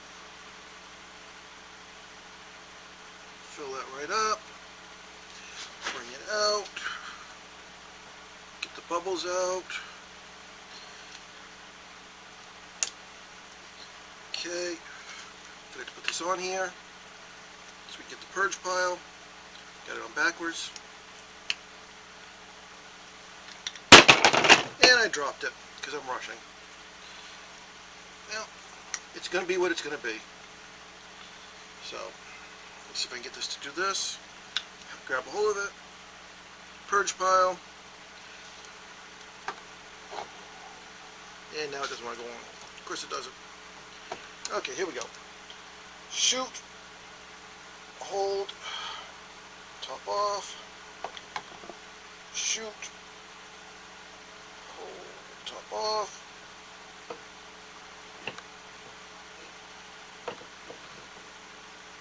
Shoot. Hold. Top off. Okay. Pull this out. Now we're going to go back and forth. A little bit of each. So it's full. And then top off.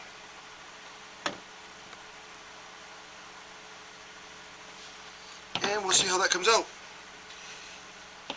Get this back into the right ones.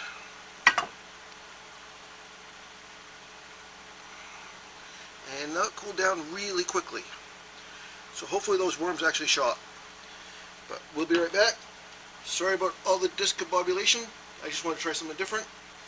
And get a little frustrated there, but we got through it. Talk to you soon. Welcome back to Bealesbaits Baits. We're going to see how this new process came out. I'll show you the frogs first, and then we'll see how milking the cow went. Man, this mold just is crazy good. Look at those beautiful frogs.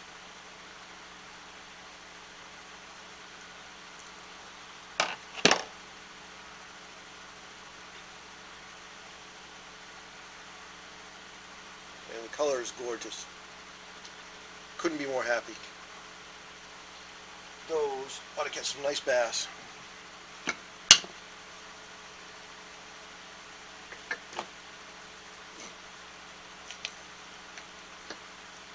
These ones just decided to go everywhere. They're jumping right out at me. Once again, a little thinner frog, but hold on, can't get him to lay on the gray for some reason. So you get the contrast from the light to the dark. And they are just gorgeous. Gorgeous frogs. Put those in the water bath.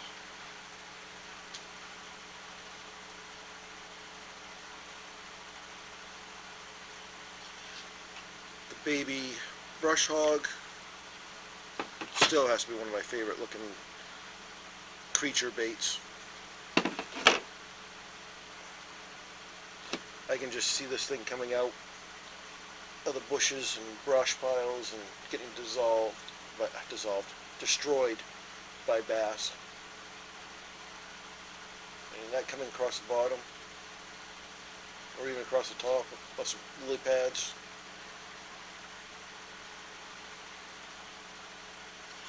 And now for the new to me way of shooting a bait with the milking the cow method. Put them in the worms just so I can see if I can get a swirl pattern down through it. So we'll see. A little 5-inch worm.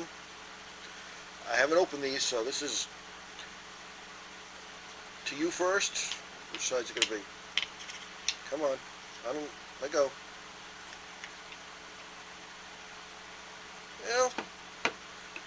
kind of looks like it went pretty much one color to me. But we'll take a look. Guess I didn't do it quite right, or the colors were too close together, because it just kind of made a mush color. But I still like them.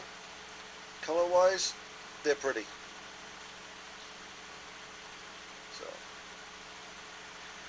and I'll get these in the water, then I'll get them laid out, and you can see what the whole process came up with. And I'll be back. Thank you for being with us on Beal's Baits today. These are the frogs, mini, well, baby brush hogs, and a few worms. Didn't come out quite as nice as I wanted to with the worms. They didn't get that nice swirl pattern, but I'm still learning.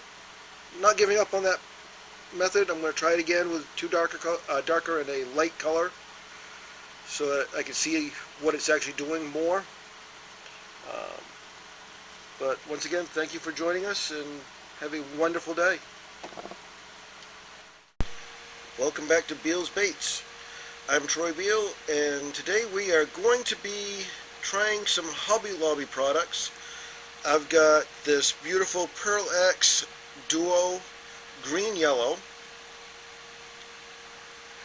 That's going to be the mica powder to give it the colorant.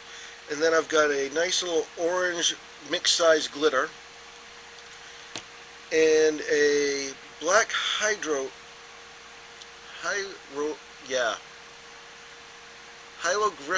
graphics. We'll see what it looks like, but it's going to give it some black and silver shine to it. So we'll see how this goes. I'm going to heat the plastics all up and then bring you back. See you in a little bit. Welcome back to Beal's Baits.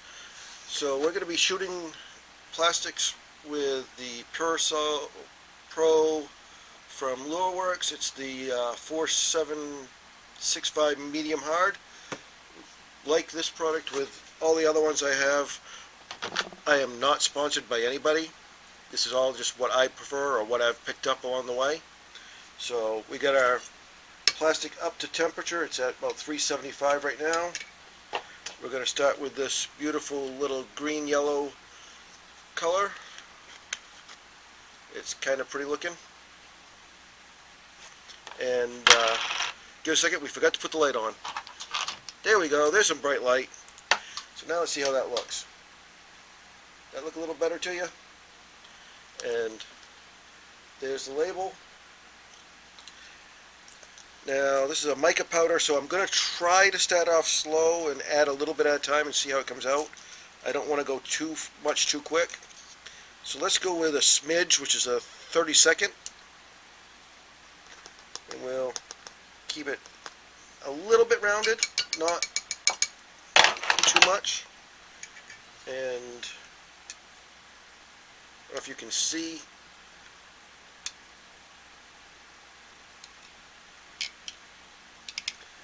But we'll try to zoom in here in a second. I don't know. I think it's going to need a 64th total, not a 64th. Another 32nd to bring it up, but that's not a bad looking little color to start with. It's gaining, but it is very translucent right now. I'd like to see it a little bit more opaque, but it's really pretty. So let's add, let's go for another 32nd. So that will bring it up to what? A 16th total. So there we go.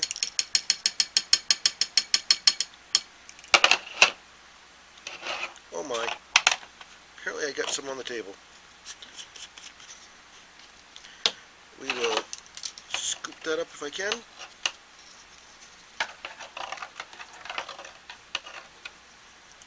And add that back in.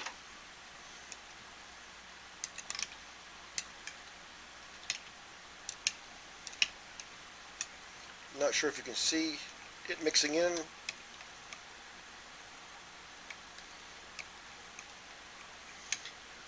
Pardon me. If Forgot to turn the other angle on. There we go. Kind of like that. Color looks kind of pretty.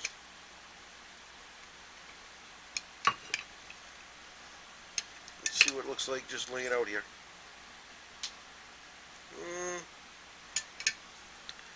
Maybe a little bit more, but not much. It's kind of a mint green color. Let's pick up this little bit that's on the table here.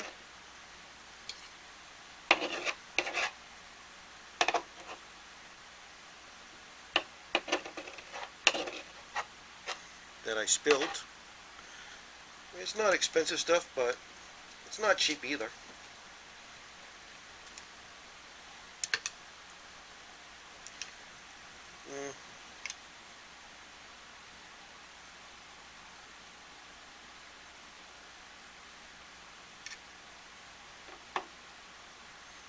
I'm thinking just a teeny bit more.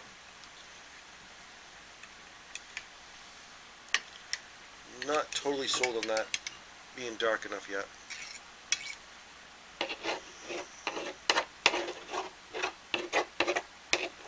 Ooh. Yes, that is hot, by the way. Don't touch it with your bare skin. We'll go one more 30-second. So that'll be 3 of them.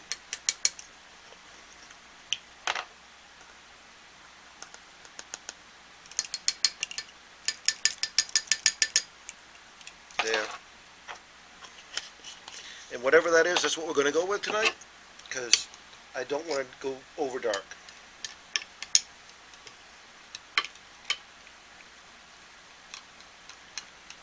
And I still got to add the flake to it.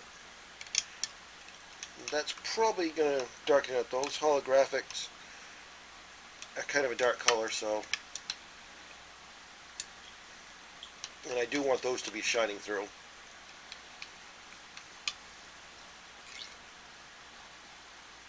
Yeah, I think that's going to be a really good color.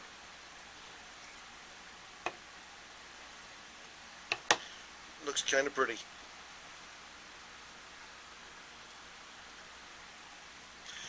So we'll take a few seconds and I will heat this back up, and then I will get ready to add in the color. The glitters. Like I said, we're going to use a black and silver and an orange and see how that comes out. So we'll be right back. Welcome back. We're going to add in some glitter. I think we're going to go with 1/8 of each. So here's the wonderful orange we're going to go in with. Got about, let's go with a rounded 1/8. Get that cover back on before I dump it, because it can be kind of a klutz sometimes. And here's the black holographic.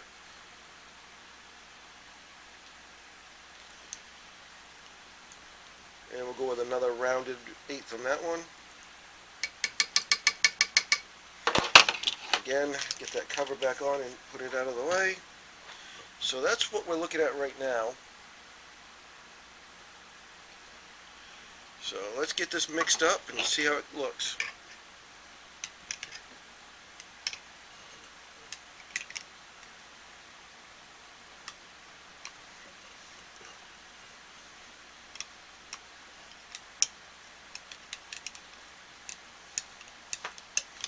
May need to put a little more of the orange in. Those flakes were a little bigger than I thought they were. We'll take a good look at it here in a second. Scrape this side. Get that all mixed in.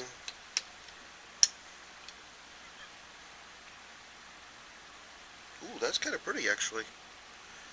I'm kind of thinking I want a little bit more of the orange. But I really like the color. So yeah, let's put a little bit more of the orange in.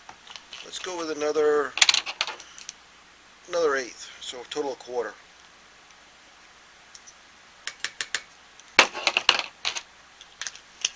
I'm already hearing in the back of my head that probably people are yelling saying, whoa, whoa, whoa, too much, but you know what? Extra glitter, I don't think it's going to hurt anything.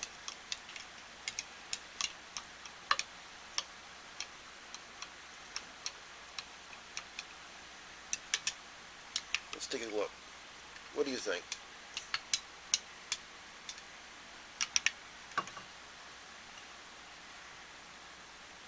Yeah, that looks really pretty.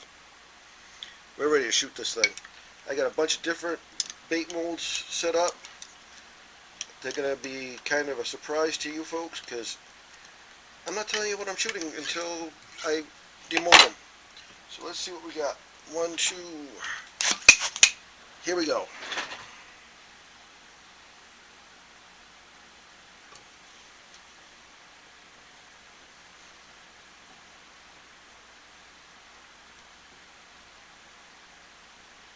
Shoot, hold, top off. Shoot, hold, blow out. That's not good.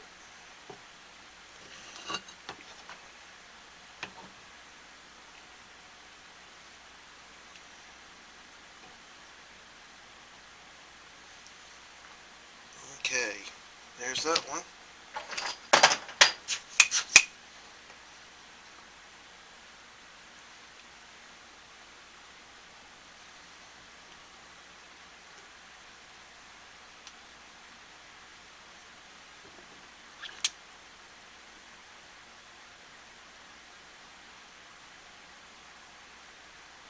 Okay, top off these.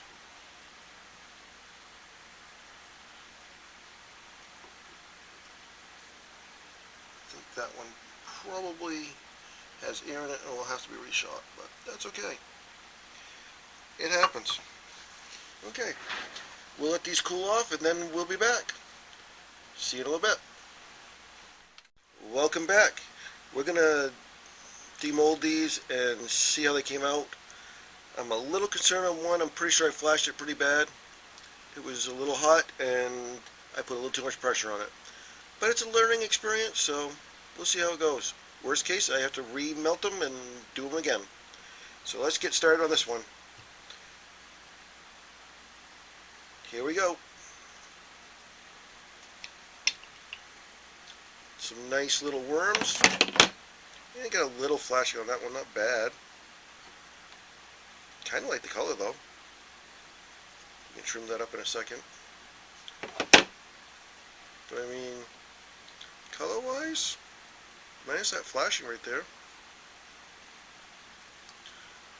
those don't look too bad, I don't think.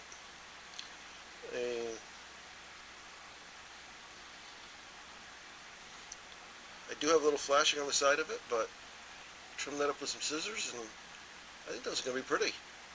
They kind of got a gold little shine to them, and the orange is kind of more of a coppery look, honestly.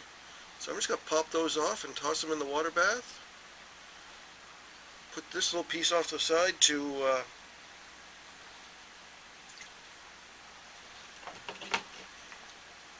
remelt. We'll see how it goes. So we're going to do these little fishies, see how they came out. Hopefully they came out okay. Oop, better go on this side. So I think they came out pretty decent looking. Let's take them out of the mold. Yeah, they got these little pieces that stick out of them, but that's the air section. Oh, that one did not shoot well. He's got a big air bubble in him. You can kind of see it right there. Not sure you can see it on camera, but I can feel it. So that one gets remelted. And this one's got a little air bubble in it, but we're going to remelt that whole thing and try again. It happens. I didn't hold enough pressure to it, and it got an air bubble. We're going to try these little claws and see how they came out looking. So, well, these came out looking pretty decent, I think, anyways.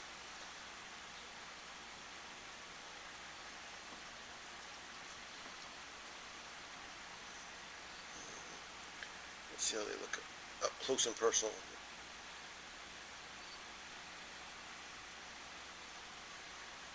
Almost a blue Listerine color, but not quite. It's got a little bit of flashing we have to take care of, but I like the looks of it. You have to play around with this color a lot more. Set that one off to the side. Won't be reshooting that one. Not tonight anyways.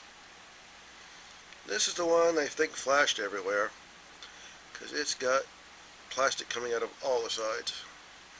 Too much pressure and too warm. Yeah, it did flash, I will say that, but it's not horrible. I can trim them up. Again, some little worms, little 5-inch worms. I mean, yeah, there's quite a bit of flashing on them, but I'm pretty sure with just trimming those up with a pair of scissors, I can save them. And they're only for me for fishing this time anyways, because this is a trial bait. So we'll see how it works. Be fishing here probably in a month, month and a half, as soon as the ice is off the lakes. So we'll try these guys out this spring and see how it is. But like I said, there's a little bit of flashing on them. Just peel it off, throw it back in the pile. Put those in the water. So now I'm going to reheat the pieces up and see how it reheats. This is the part I'm a little worried about, because this is not heat safe materials as far as I know. So we're going to see how it heats back up. I'm going to try to keep it under 330. That way it doesn't get too hot. And we'll be right back. And looking around, I totally forgot one. So we have this one too. Frog. So we got the froggy one. Oh, I actually like the way this one shot. I was a little concerned that it would be a little too thin of a material, but that actually looks pretty doggone nice.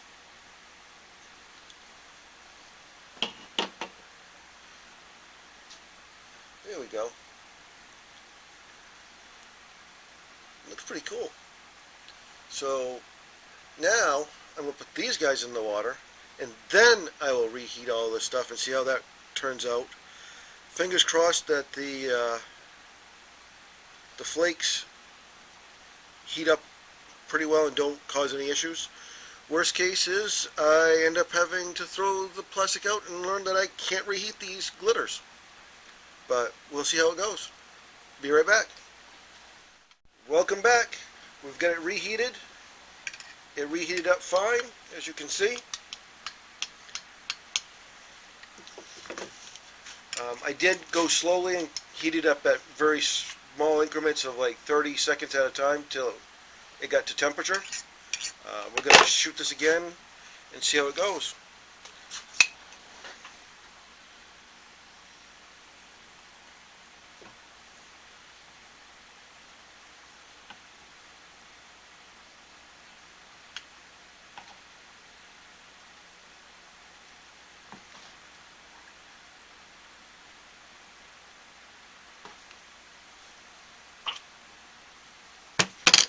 Don't get greedy and try to shoot too many of them at once.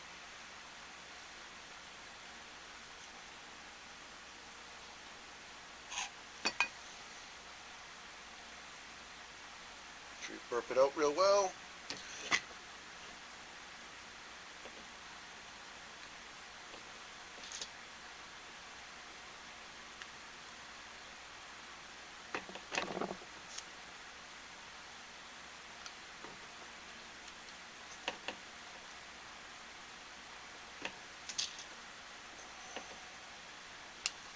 Don't think I had enough of that last one, but we're going to top these off and see how it comes out.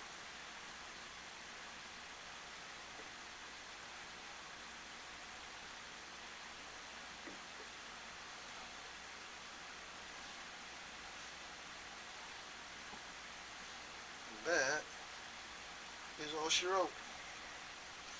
And we'll be back. Welcome back.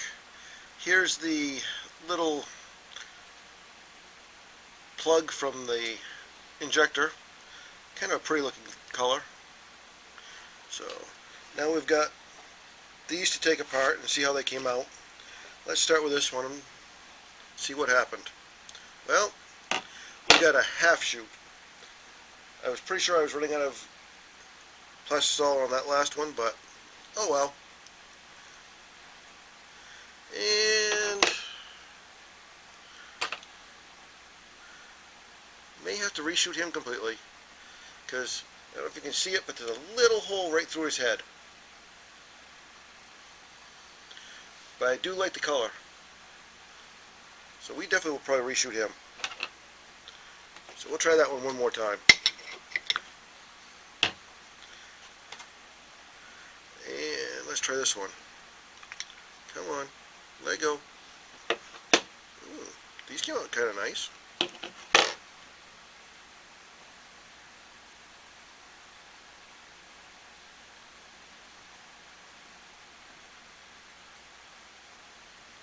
I like the looks of that one. Paddle tail action. Should be pretty good in the water. Toss him in the water. Oops. And this one's got an air bubble, so he did not come out. He'll go back in to be shot again.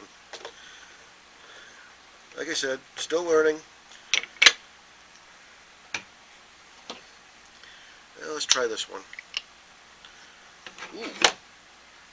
Now this one came out really nice.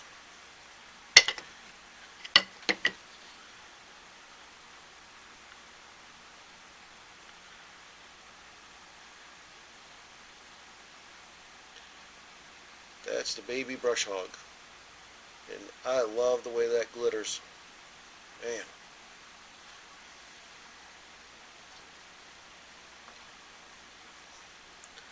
Well, we got some fish I did on this one. Let's see how these fish came out. These are some flukes. Some big flukes. And these shot really good.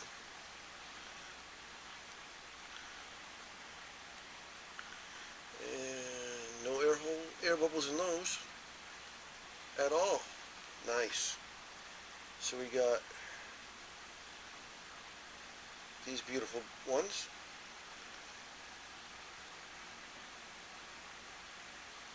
Like the color. The orange came out really kind of like a copper color in it. Almost thinking if I added just a touch of black to it, it would give the green a little more darkness, but I think they're really pretty.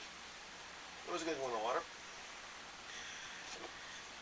And those definitely came out really well. I definitely like shooting that mold. Let's check this one.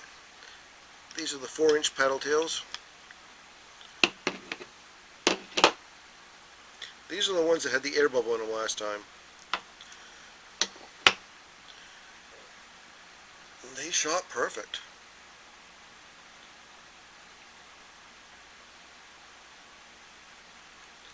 Like I said, this stuff heated up really well. It doesn't say that it's heat tolerant, but like I did, only 30 seconds at a time to reheat it. Watch the temperature so it didn't get too hot. It got up to about 330 instead of the 350. But it came out really nice looking. Reheated well. It's got a nice golden shine to the side and a nice green overall look. I think that's going to be awful pretty in the water.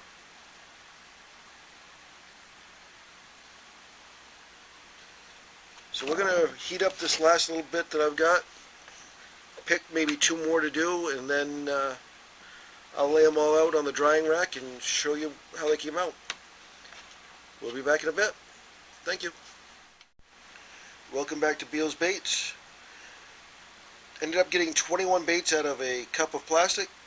About my average. I think they came out amazing again for being Hobby Lobby colorant and glitter. I mean, I still have a lot to learn, but these are all fishable from what I've got laying here. The color is pretty amazing for the duo. It's a green with a gold shimmer to it, and definitely I'll fish all of them this spring and see how they come out. But I'm pretty happy with them.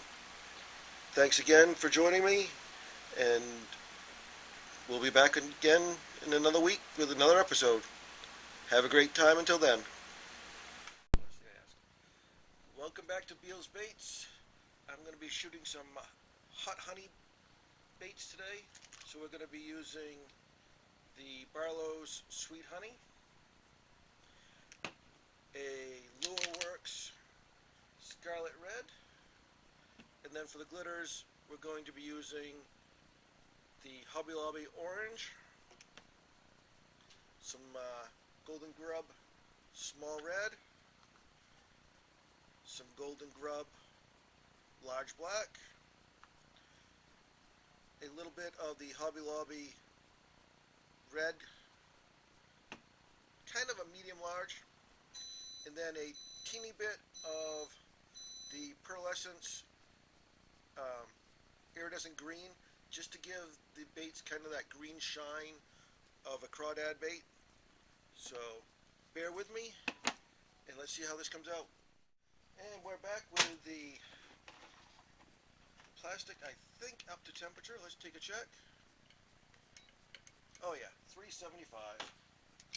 That is definitely over the 350 cutoff, so we are good to go. Okay, so let's start putting some stuff in. So we're going to do roughly, I think, 30 drops. Ought to be good.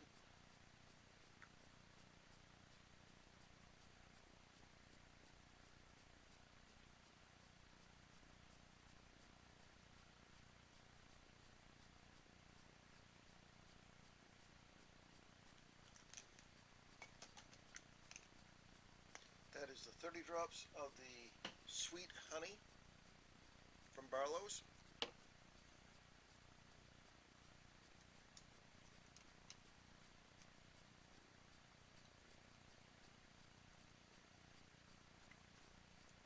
And that is a very dark honey color.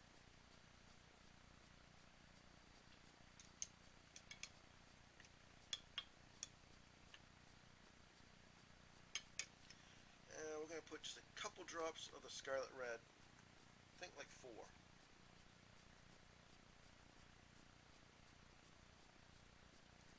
Just enough to give it a red tinge.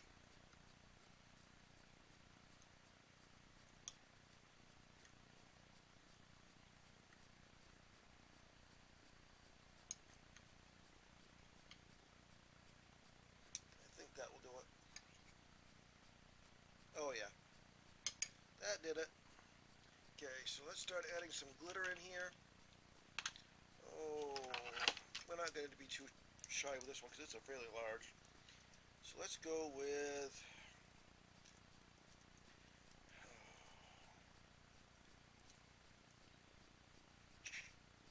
a quarter. These are jumbo pieces of the orange. And then we'll go a little less on the black. We'll go with an 1/8. And let's do an 1/8 of each of the reds.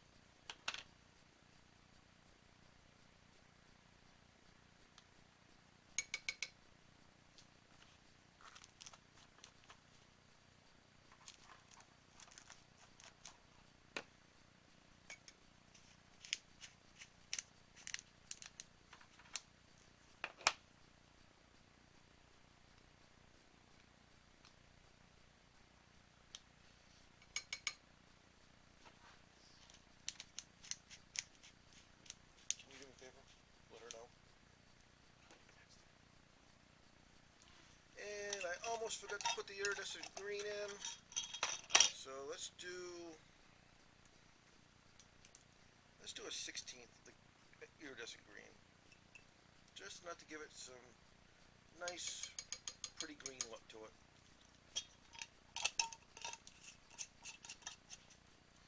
Okay, colors are all in. Now let's get this mixed. See what it looks like.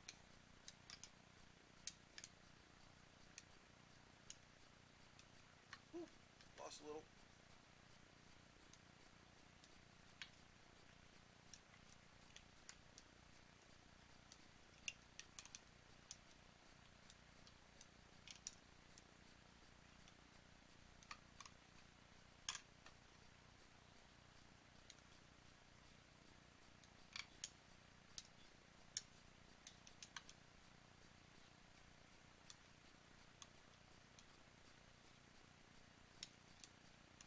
Okay, so where are we at temperature-wise? Yeah, she's getting a little too cold to shoot, but we'll get a little bit on the block here to look at. And I'll put it back in the microwave for a few seconds, and we'll see where we're at. See if we can bring that up to 320.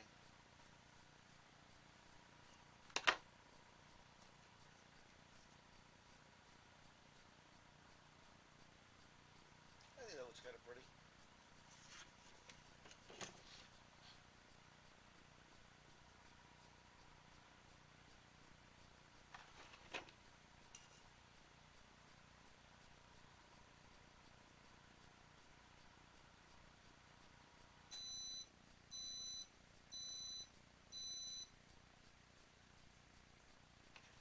And yes, I just used a little piece that I dropped down for testing the color to pick up all the little glitter I accidentally knocked out of the cup. Drop that back in, mix it up.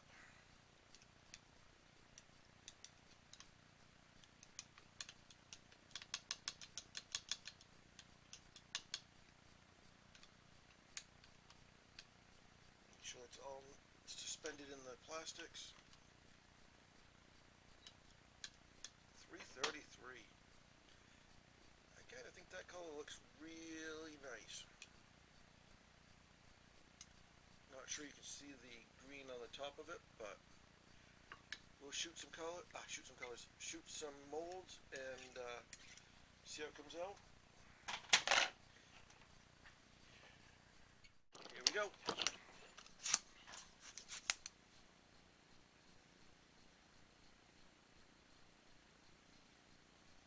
Purge it.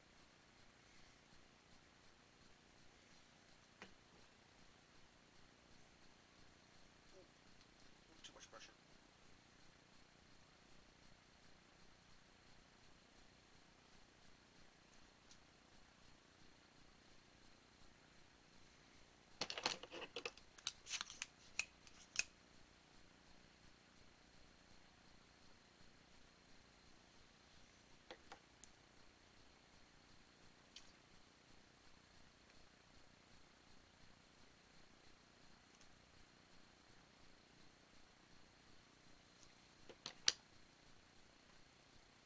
Top that off. That one may be flashed really bad. That's okay. I can just remelt it and do it again. We'll see how it came out.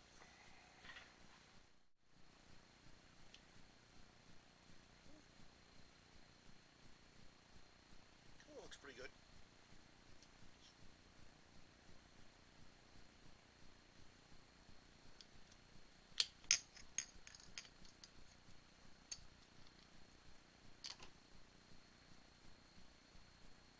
And that is the puck color.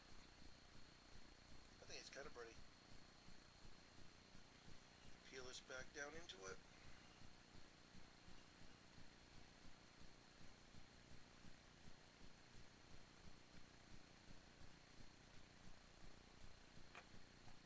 That was the test.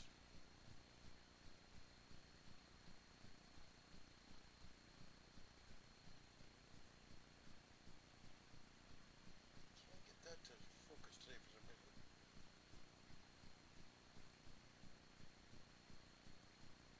Kind of pretty.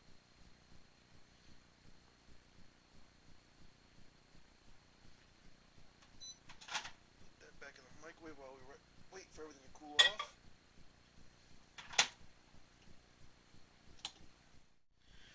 Okay, let's see how these came out. This is the one that I'm pretty sure flashed pretty badly, which is okay. I can just reshoot it if I have to.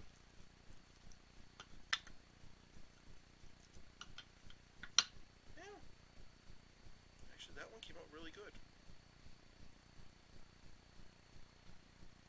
And I really like that color.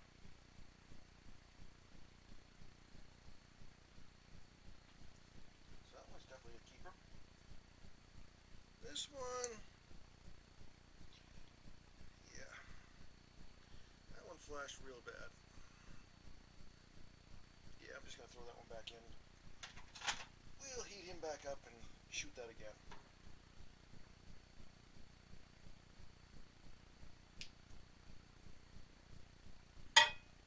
That's okay. Things happen. Just got to get the pressure right.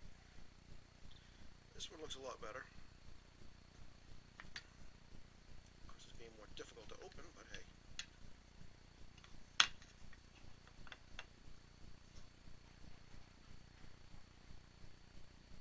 That one came out really nice looking.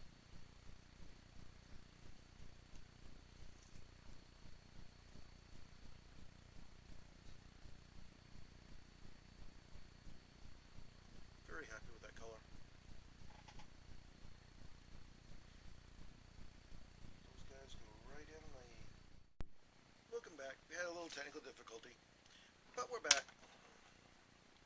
Let's see how this one came out. The first two were bandito bugs. This is the baby brush hog. Ooh, that is really pretty looking.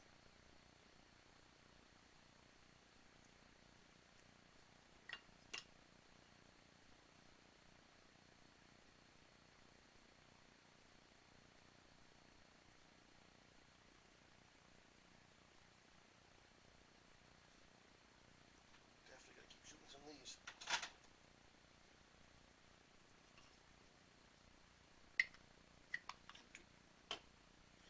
Okay. Now, what should I shoot over here? Oh yes, 5-inch Senko baits, worm baits. Let's see how those came out. I think those came out really nice looking.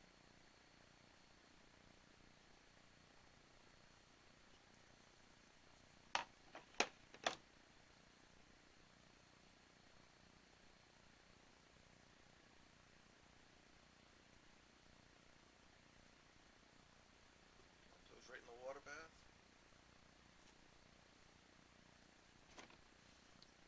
I think the last one I did was a baby craw. We'll take a quick look.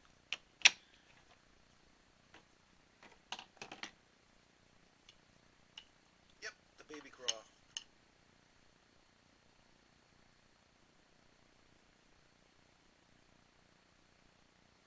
It's a pretty little bait.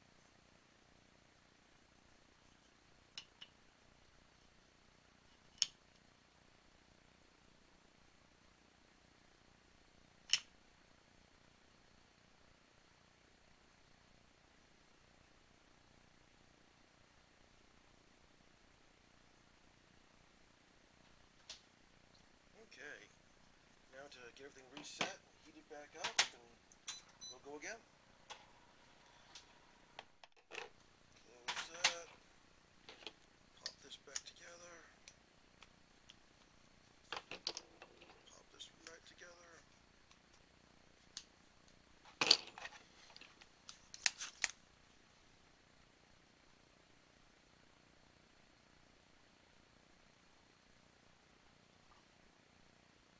Get the air bubbles out. Flashed it again. That one does not like to be in this vise. I'm going to have to do it in a different way.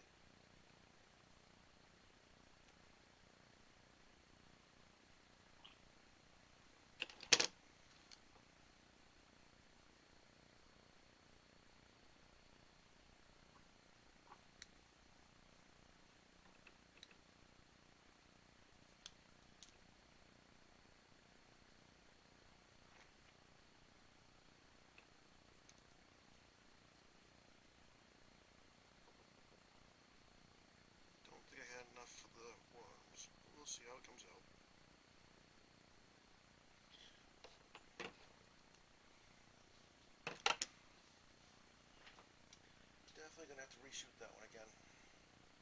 Had to put in regular clamps as opposed to the vise. It's a little too tall for the vise. I was afraid of that.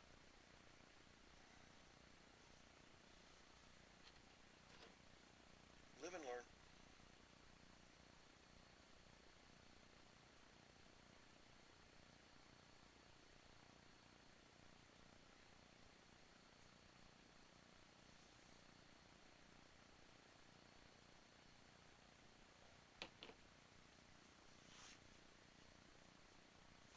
See what we came up with this time.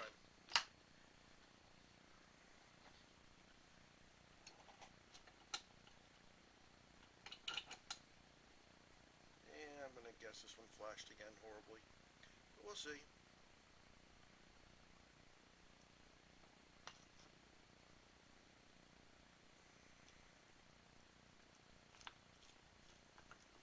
Yeah, we got another one that flashed really bad. So yeah, that can't be used in the vise because it ends up flashing like this. I could sit there and try to peel it all out, but probably going to end up tearing off the little thin legs. So I'm just going to rip it apart and reheat it. Makes it the easiest way to do. But this one came out really nice. All the little parts that were supposed to get the air out worked well.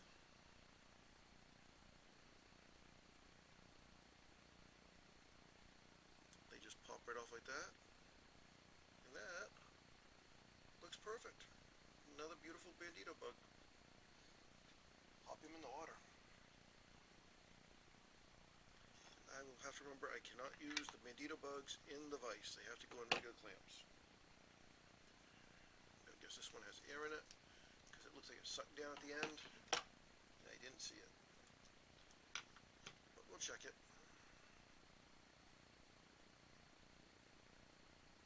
No, it did not get air in it.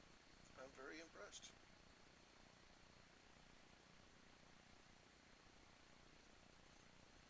That color is just beautiful. Can't wait to fish that in a month or so. Drag that across some rocky bottom. Pretending it's a crayfish coming out of the rocks.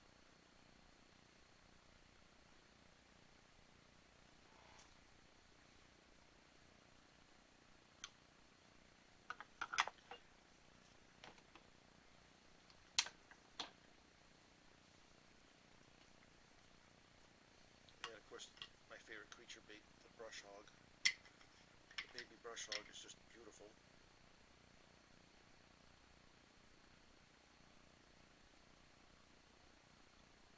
Oh, I gotta reshoot him because he did get an air pocket right there. Oh well, we'll just reshoot you. But didn't hold the pressure long enough. Gotta stop rushing.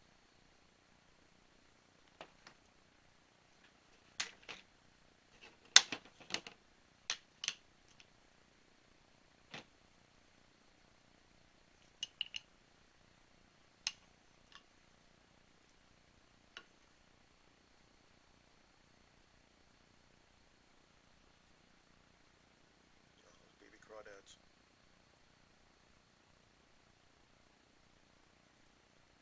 Beautiful.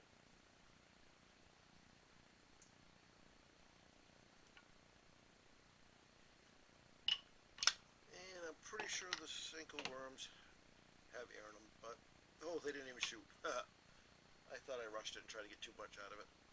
Yep, they didn't shoot. That's okay. Not really a worm color that I'm looking for in this, so I'm not upset with that. Let's see if we get some more bandito bugs and some more craws. So that run was a little rough. That's okay.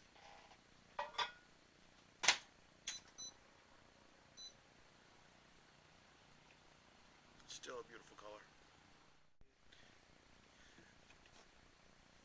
Going to just take a little bit of this off, peel this out, and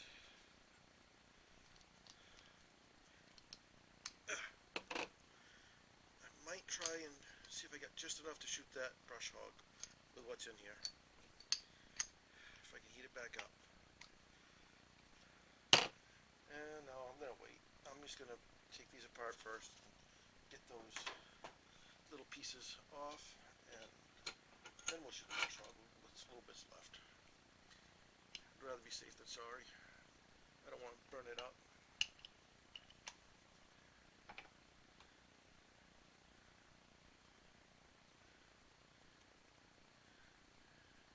That is a pretty color though. Hopefully that'll be really good this spring. And there.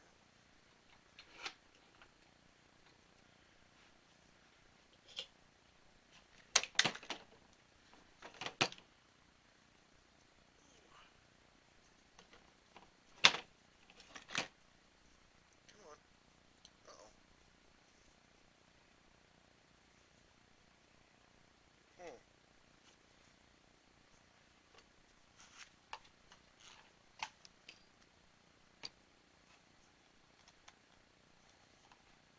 Well, this one's being a pain.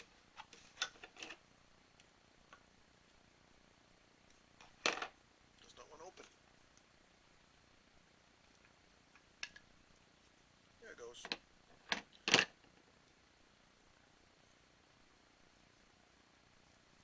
Ooh.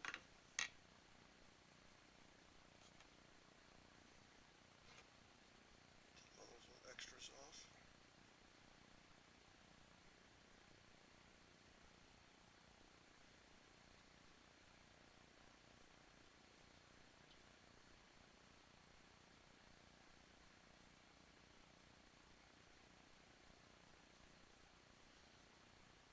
I like the bandito bugs, especially in this hot honey color.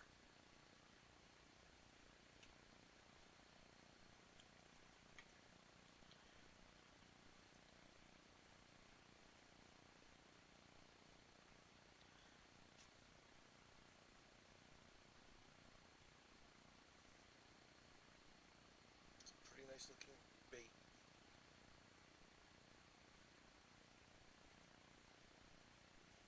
Now, the one I've been having trouble with, getting all the flashing issues. Yep, it was just the pressure. Have to remember I can't use it in the vise, only in the clamps.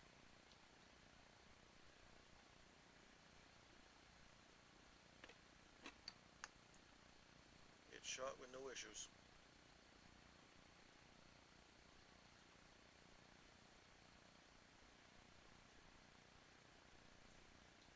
We'll heat that little bit back up and shoot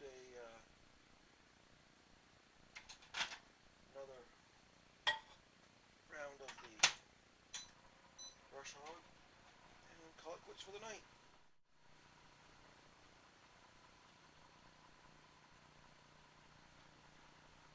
These out of the water.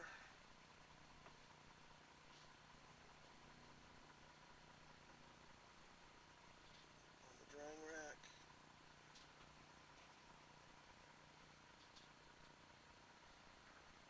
And then a day or so I'll throw in some oil and then bag them up for the spring so I can go see if I catch some bass. Oh yeah, I got that a little hot. Did not burn it, but it is hot.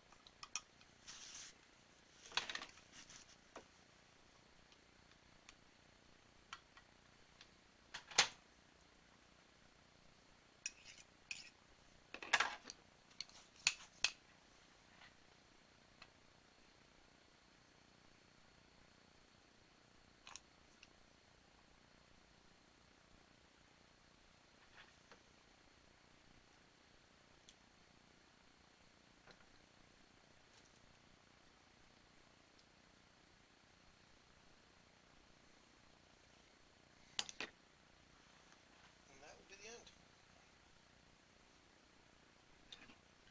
We'll let these cool and see how it comes out.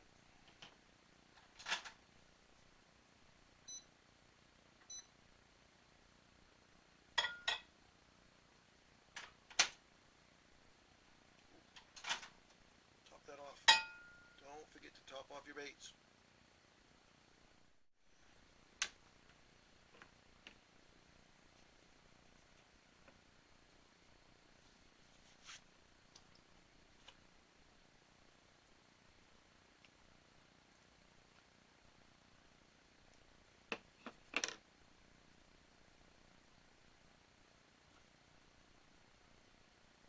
It's a pretty bait. Still a little warm.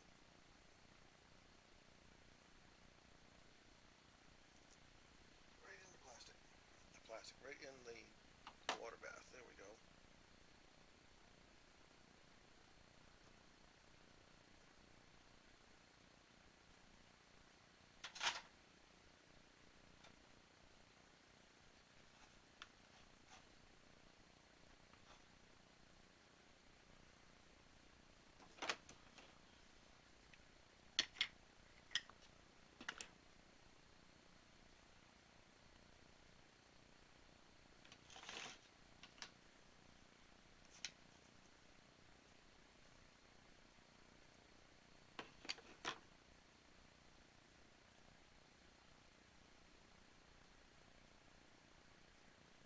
Those came out pretty nice looking.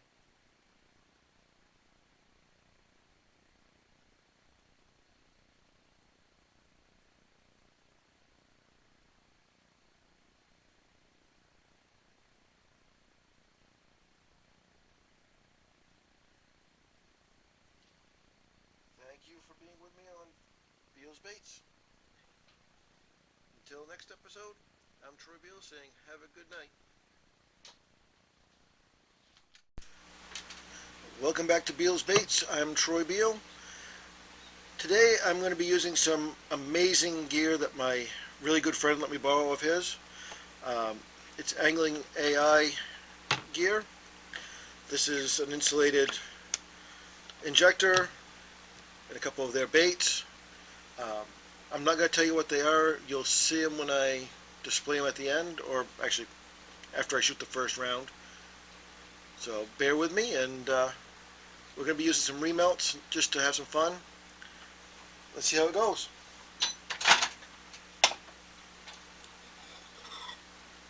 Oh yeah, I need my glove on for safety. Let's make sure we do that. Glove on.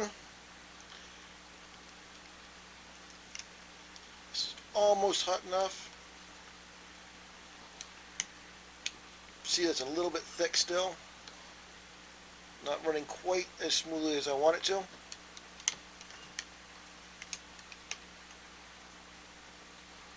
So let's put that back in for a few more seconds, and then we'll shoot.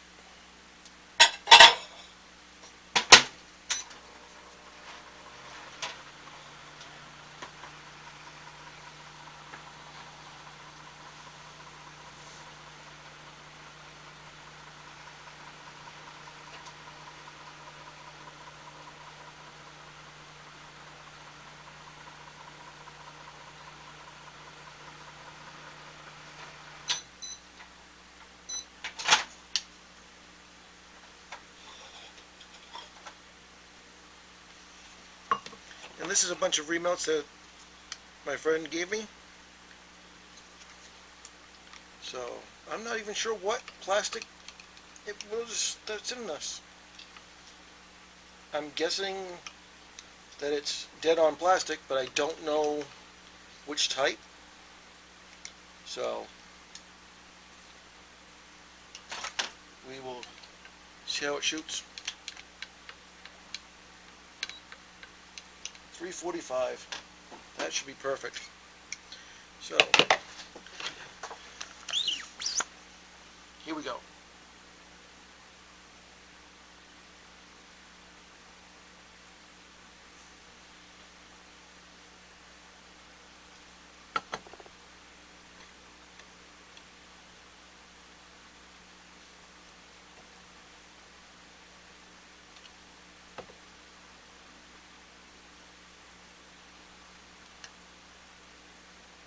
Hold the pressure, top it off,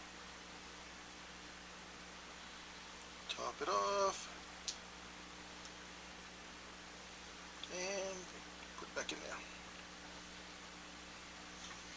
there we go. Now we'll wait for it to cool off and we'll be back.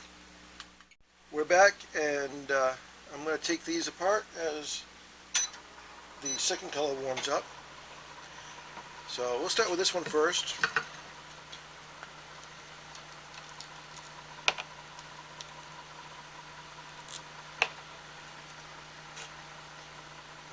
Maybe. Take my glove off. Maybe. Maybe not.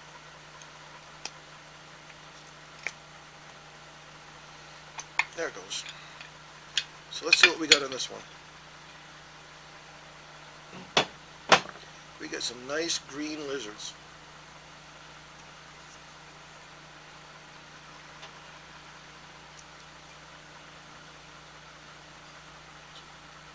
So we get some nice green lizards. Hopefully they come out okay on the camera.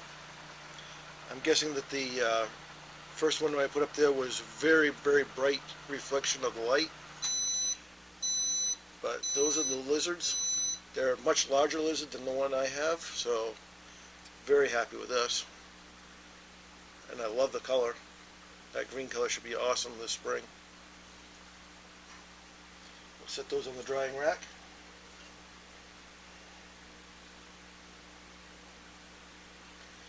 And put this back together.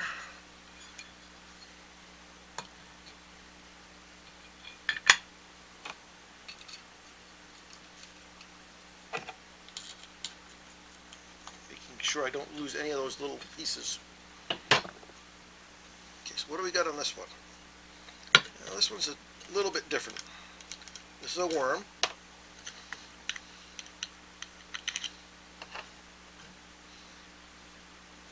And yeah, it's a little 5-inch worm. So what's so different about it? Well, the difference is that this is the Angling AI core shot. So it has pieces that go all the way through the worm. So take those out. Now the worm is hollow, but you put it back in the right way, so the hollow tip is up. And now I'll shoot with a second color, and that will give it another totally different look. So we have this beautiful green translucent color that, oh, also remember to put a little teeny bit of oil on these before you put them in to shoot. It makes it much easier to get them out of the worm. I'm going to use a scissors so I don't rip these by mistake. And just snip them off, just like so.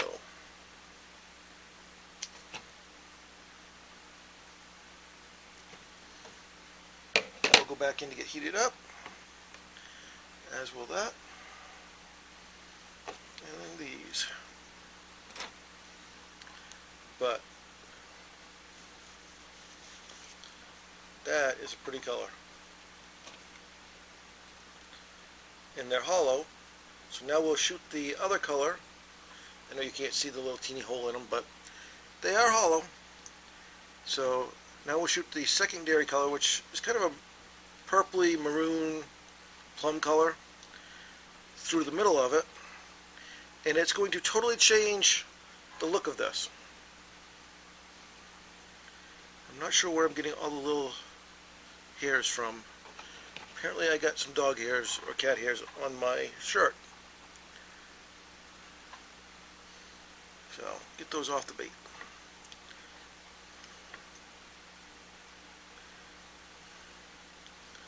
So those are all laid back in there as best we can.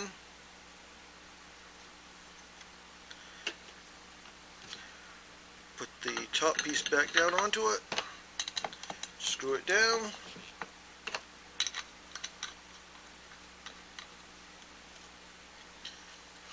back up. Hopefully, put my glove on first. Hopefully this color is ready to shoot.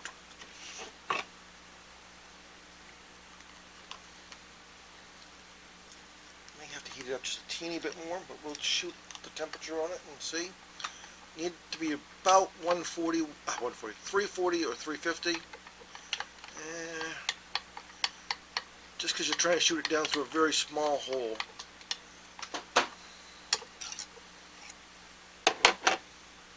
That needs to go a little teeny bit warmer. Go another 30 seconds. But I don't know if you can see how tiny that is. Kind of very small hole to be shooting that plastic down through. So want that plastic nice and warm so it will scoot down through, and then it will also melt to the original worms that are in there. Let's see if that's good. I really like this plum color though.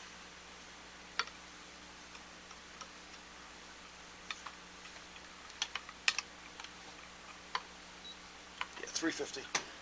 That's definitely good. That's a really pretty plum color.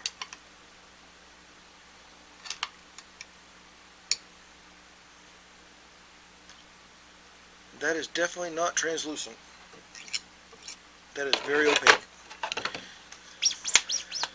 Okay, so here we go. Let's see if I can do this. Don't need a lot, but want enough. Hold the pressure just for a little bit. Wiggle it around, get the air out of it.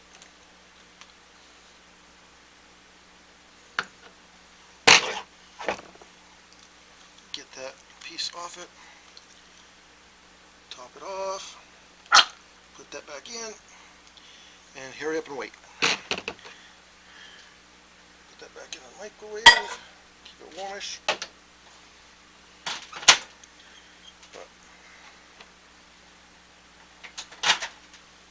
actually, we don't need that one in the microwave because we need to shoot the other ones. Gotta shoot the worms again.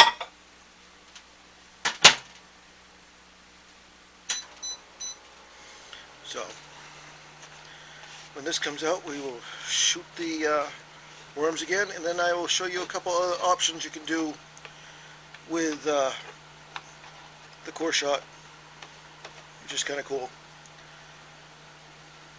So bear with us, and we'll be right back. Welcome back. We're going to unmold these now and see how the core shot actually worked.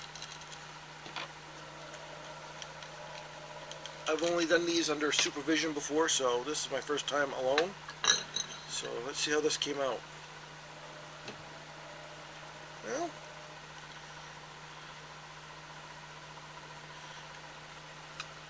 it did shoot down through, and with the light behind it, I can see it,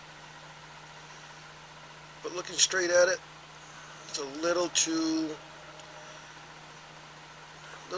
opaque on the green still. But with the light behind it, it has a very nice line down through the middle of it. But that was kind of fun still. Sure, you can't quite see it, but there is a line below it. Maybe one of these others will show it better. But well, you can kind of see it here on the tip. And then it goes down through it, but it's very hard to see. So I should have had the green a little bit more opaque, not opaque, a little more translucent, so it would have shown through. But that's still a pretty good first attempt solo on this.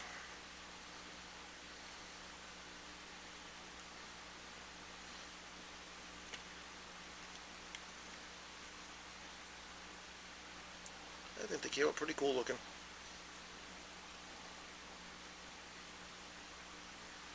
So, yeah, pretty cool looking. So now we're going to try a little bit different technique with it. and see how it works. The green should be all back heated up. We'll make a few more lizards because I really like the color in lizard. And then we'll try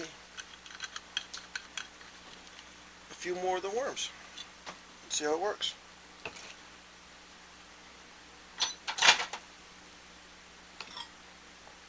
Woohoo! Where's my glove? Safety, safety.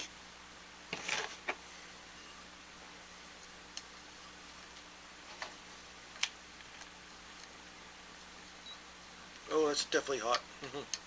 Maybe even a little too hot to handle. Let's see if we can get that down a little bit. There we go, that's a little better. But yeah, that's just running off there.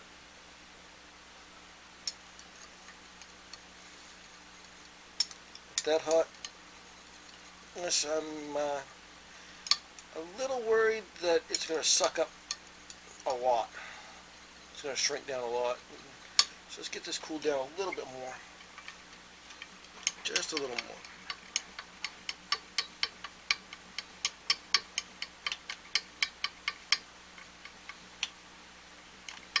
Yeah, that's about as good as it's going to get. So let's shoot this and then let it sit. Oops, that's why you always check. I forgot to take the plug out. Wow. This insulated injector really makes it nice. Look how small of a plug that is compared to normal.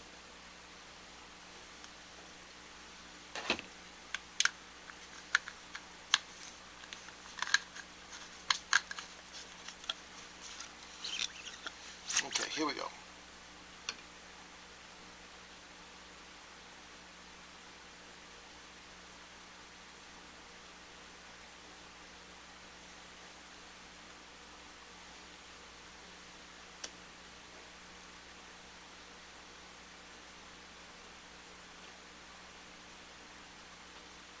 Top it off.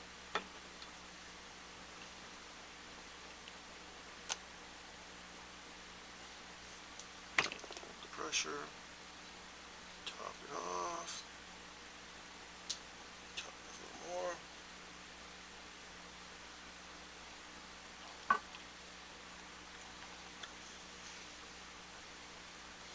Peel that back down in there. That's already sucking up the plastic so fast.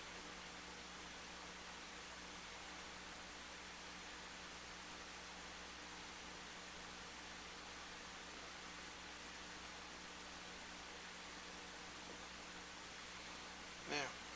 Now we just wait for it to cool. This may take a while on these, so we'll be back. Welcome back. And I can hear my friend right now yelling at me as he watches this video going, "Hey Troy, you forgot something." Yep, I did. I forgot to put the inserts in, but this will still show you the good thing about buying the ones with the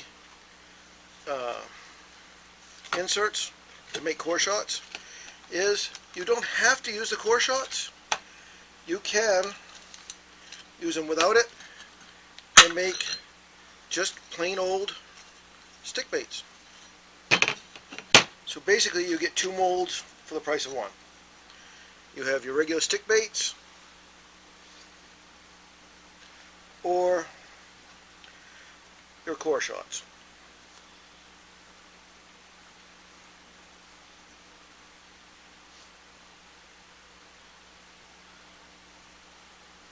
So some of them are plain and some of them have cores.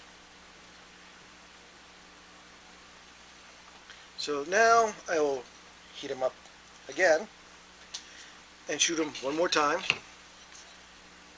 for the core shots to show you how to do. Oh, hold on, before we do that again, let's make sure these are in there. I'll heat the plastic up one more time. We will do the core shots.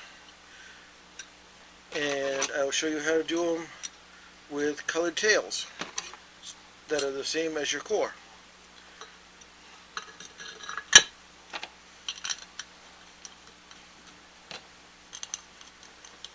Just to give your worm a different look.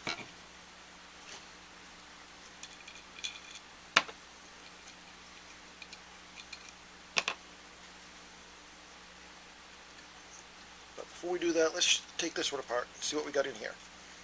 See how these shot. Well, maybe. Maybe. Take that glove off so I can get a better grip on it. There it goes. There they are.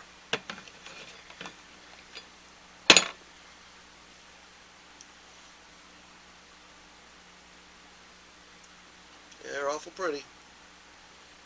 Pop those off. Plop them on the drying rack.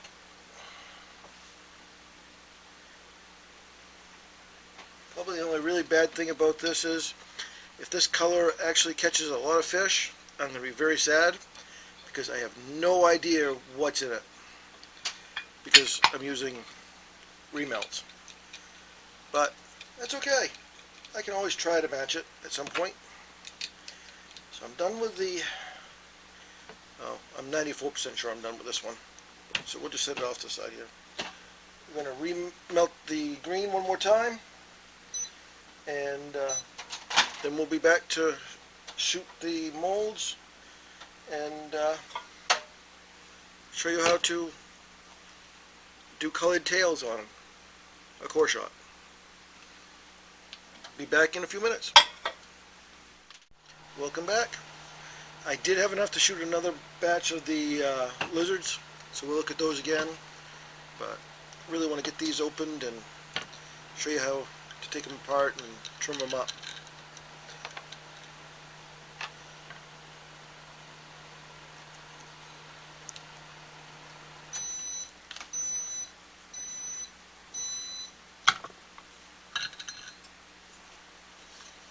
Set that off to the side.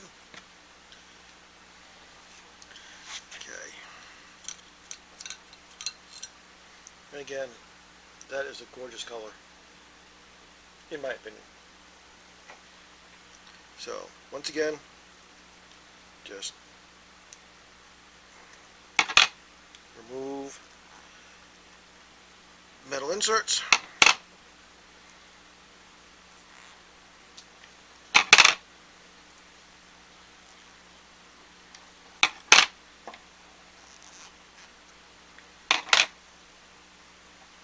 Pop these off.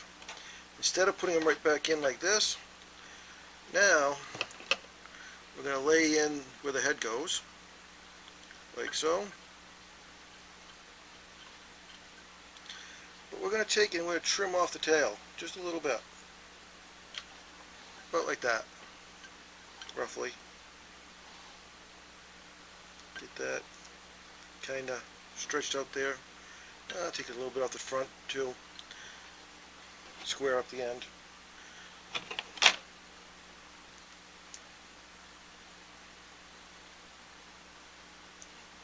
We'll give it a very unique look. I'm going to trim off the very tip of it for the front end, and then line up the smooth section here, and we're going to just trim off the back a little bit, like so. Those can all be remelted, so that's not wasting anything.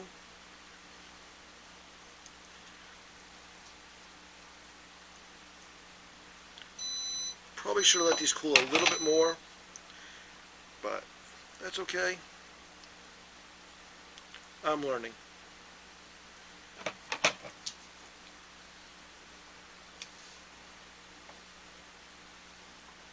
And I want to have a nice bright tail on them, and a very small front piece that's discolored, or that's red. Well, maybe. That one, is it open? There it goes. Okay. Whew. I thought it was closed.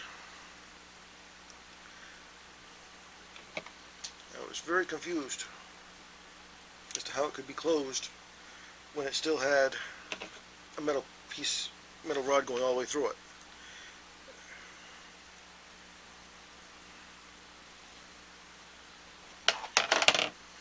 And they don't have to be all the exact same length of a cut off the top or bottom. You're just going to get roughly the same spot. Okay? Then we're going to put these back together, squish it down.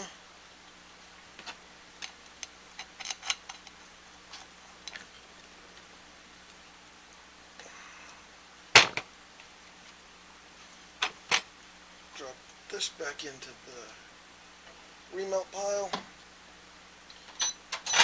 Put my glove back on, get my scissors out of the way.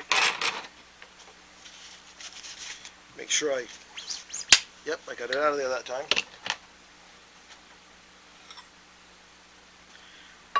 Bring our second color over. It's a beautiful plum color. That is definitely hot enough this time. We'll check it, but that is definitely right up there in temperature. Oh yeah, 340. Perfect. And here we go.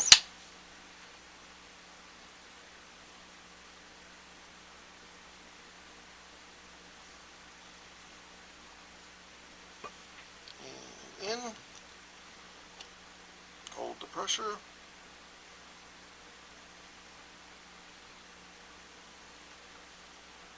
Pick it up. Top it off. Put it back in. And now we wait. But I love this colors. Wish the green was just a little more translucent, but so that the purpley plum color would come through a little more. But I think with the light behind it, when you're fishing it, it's going to give off just enough of a inference to be a bloodline coming down through the middle of it. And I think it's going to make the fish hit just a little bit better. But we'll see this summer. So we'll be back as soon as these cool off. Till then, welcome back to Beal's Baits.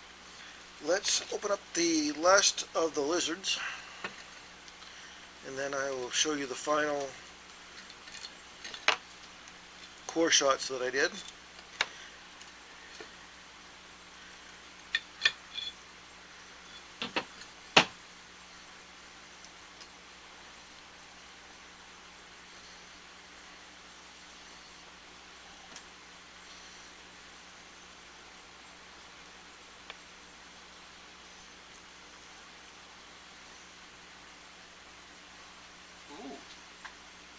Those look kind of pretty. Very.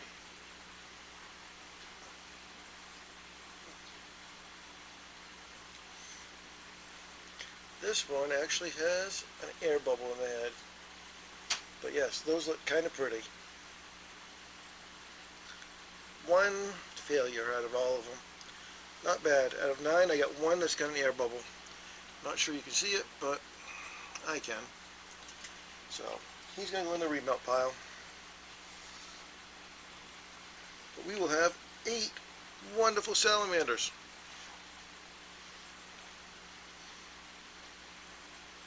Uh-oh. Nope. Make that 7 because that one has a big old hole in his side. Not sure you can see it, but there's an air bubble right there. So, not bad. Still learning. First time using these by myself, so gotta learn. Gotta hold the pressure. Other thing would help would be having a way to heat them up ahead of time. So definitely may have to get a skillet, electric skillet to heat them up on. That way they don't dent.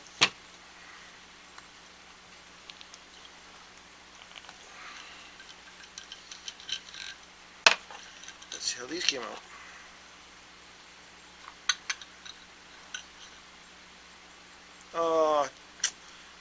And that's what I was afraid of. I didn't hold the pressure hard enough, and a couple of them did not shoot properly. You can see the bottoms of them. But some of them shot really good. So some of them go in the remount piles,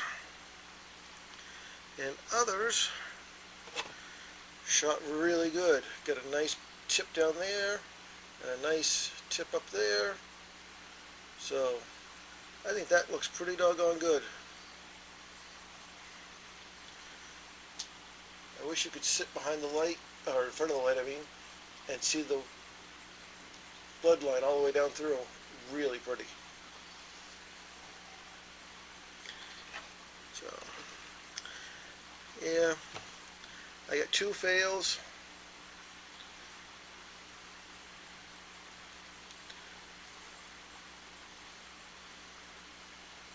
Where it shot on the outside, so the little hole must have actually been plugged. I didn't see it, so that's what caused that. And I'm pretty sure that's the same thing on this one. Yep, it shot on the outside, so the hole was plugged. So I probably could cut it off again and try and shoot it, but it may just go right in the remount pile for next time. But those 3 came out gorgeous.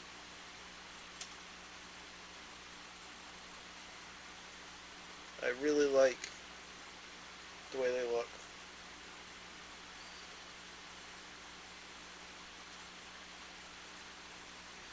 Lay them on the rack over here. Put this back together properly. Make sure I put the metal inserts back in so we don't lose any. 1, 2, 3, 4, 5.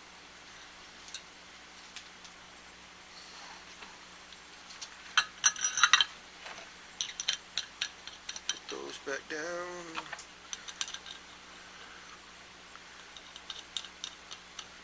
Like so. Set those off to the side.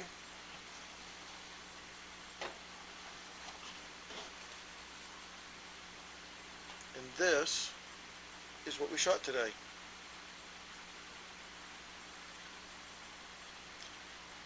Thank you for being with us at Beal's Baits. I'm Troy Beal. Have a wonderful evening. I'd like to take this time just to thank everybody for giving me my first ever, not just 100 view video, but 1,100 view video on my last short. Thank you all, and continue watching. Don't forget to subscribe. Have a wonderful night. Welcome back to Beal's Baits. Tonight we're going to try to do a color match for a customer. They want a dark cherry with gold and red flakes on the baby craw. I'm going to also make some of them in the AI Kraken. So the plastic is up to temp. Let's get cracking at it. Here we go. 1, 5, 6, 8, 9, 10, 12, 13, 14, 15. Let's start with 15. See what it looks like.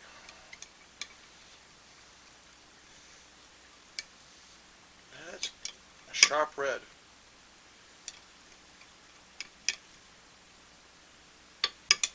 I'm thinking maybe 2 drops of black. Let's check that out. Just darken up a little teeny bit. So it's 15 red, 2 black.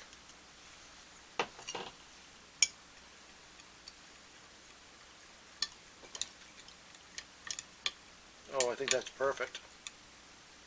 I think that's perfect.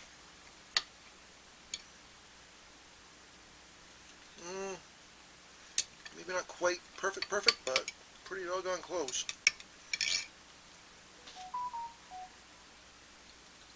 I think we'll put the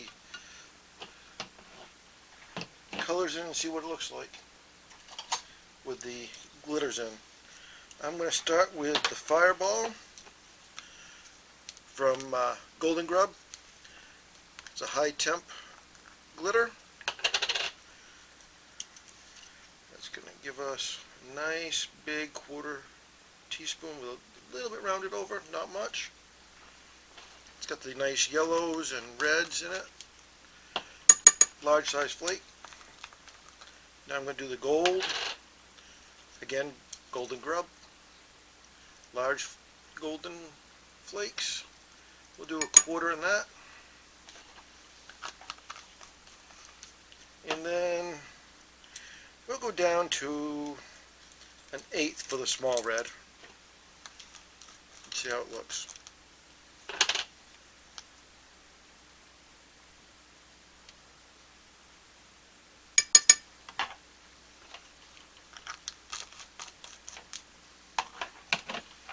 See how that looks. Get this all swirled in.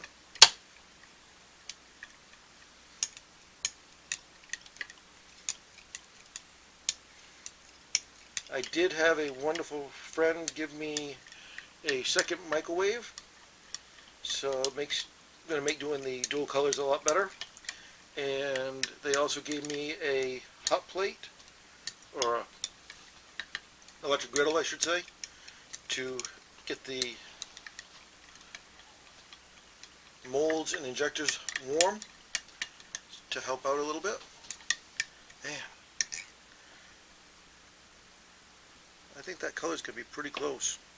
Might need another drop of black though. Let's shoot the first one and see what happens. Here we go. Off the griddle.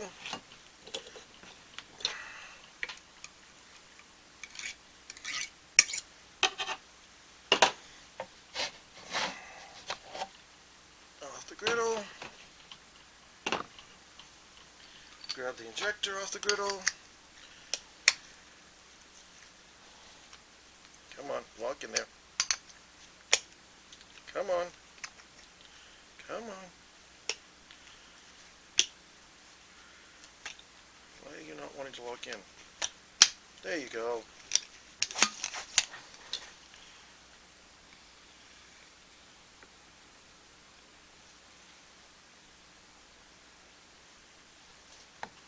Okay. Baby crows. Whoa, I did not get that tight enough. We're going to have to reshoot that one, I can tell. Shot it way too fast and way too hot. Here we go. And I didn't get that one tight enough. Well, live and learn. Definitely got it too hot. And she shot everywhere. So let's put that back in. And we'll be back to see what of a mess I've made. Well, let's see how this first one came out. Let's see how the cracking came out. I'm going to guess not well, because he's... Yeah, no. That made a heck of a mess. We're going to remelt all of that and start over. That's what I was afraid of. And I'm pretty sure I'm going to do the same thing with this one. So we'll have a take two on this one. I don't even know if I can get this one apart.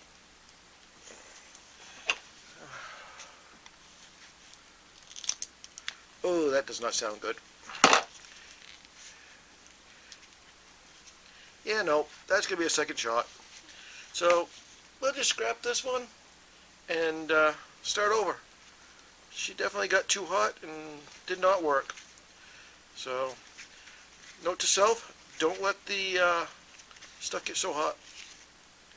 So, we'll be right back after I get reset and we'll shoot another round. Welcome back. This is our second attempt at this. Got the temperature a little bit better. So let's see what we can do. Hopefully this will work out well. This looks good as far as the thickness of it goes. Really like that color. So these are at a good temperature. Let's throw the injectors back together. Make sure it's all good.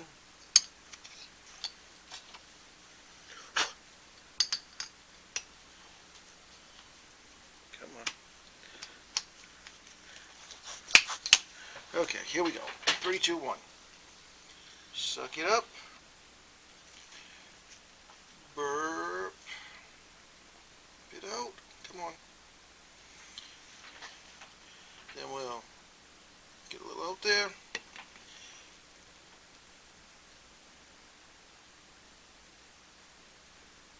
Rock it a little. Top it off. Baby crows. Remember to shoot it slow because it's in a stone mold. Top it off. Retop it off. Push the extra out. Set that off to the side. Put that back in the microwave to keep it semi-warm. And let these cool. Then we'll be back. Welcome back, and let's see how these came out. They look like they're a little bit better this time. Nothing squirted out the sides. That's just me keeping the plastic warm. Oh yeah, that's a lot better. That's a pretty looking bait.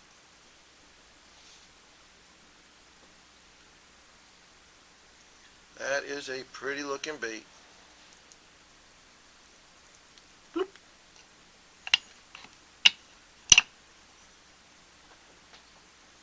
I think I came out pretty close to the color they wanted.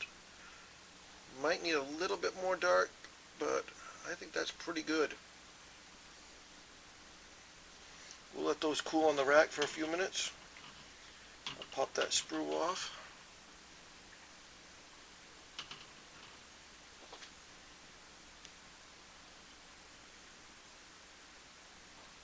Man, I don't know what to call that for a color, but wow.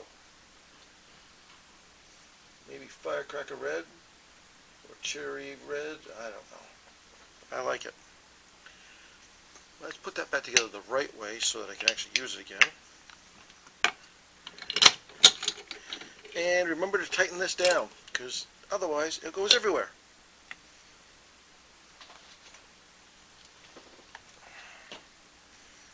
Now here's the big test. How did the Kraken shoot? And I'm going to put my gloves on just because that aluminum still feels a little warmer than I'd like to grab a hold of. And yeah, you can say I have sensitive fingers. It's all good.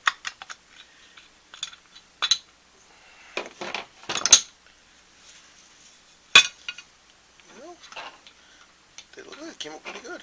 Oh, those two popped right off. But I really like that color. I'll leave those to sit for a second while I take my gloves off so I can actually peel them. Yes, yes.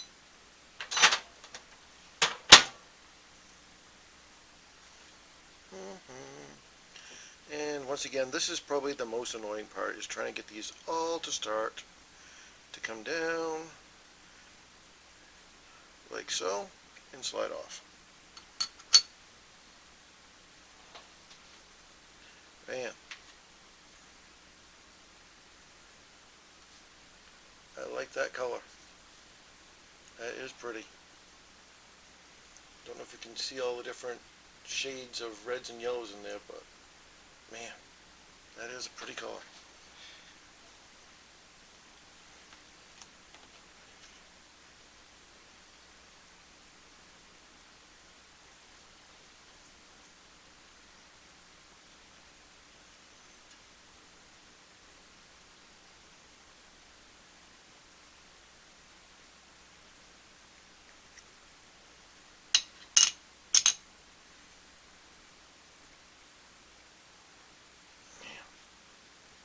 Can't ask for better than that.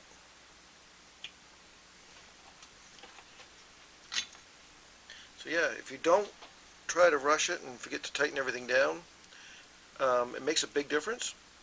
And if you don't get it so hot it squirts out the side, that helps too. So the first mistakes were definitely user error. My fault. Got everything too hot. Didn't check, make sure everything was tightened down. Both these molds shot excellent. I mean, I can't ask for anything better than this. I mean, that's gorgeous.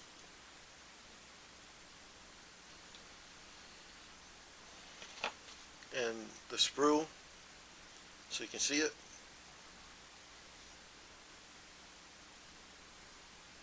I mean, that's pretty. That is a pretty color.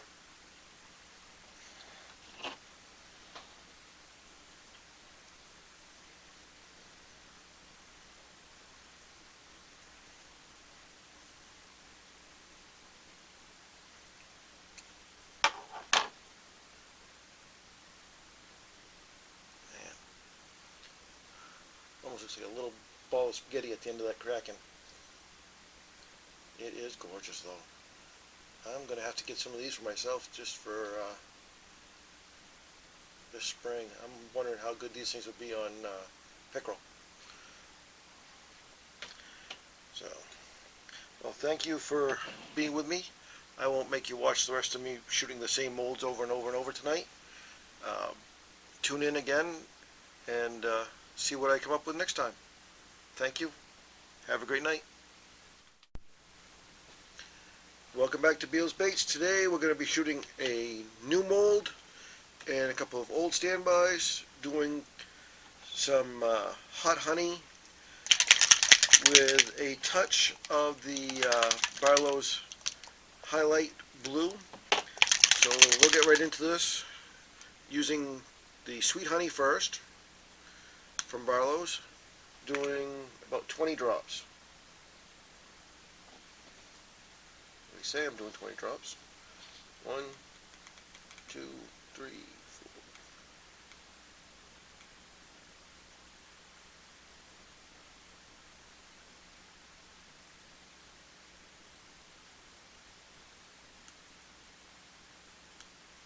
4. $20 and a little bit. And then we're going to use the Colorworks Scarlet Red. We'll do 4 drops probably.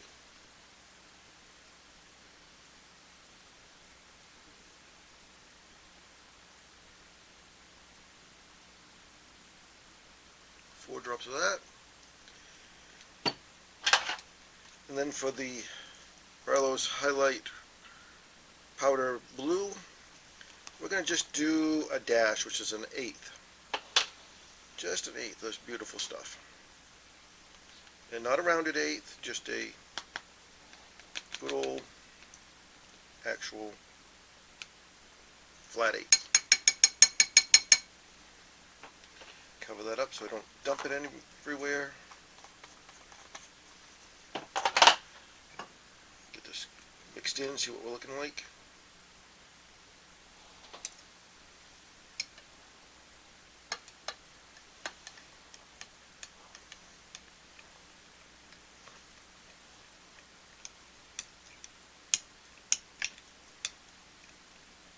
That's pretty close to what I was looking for.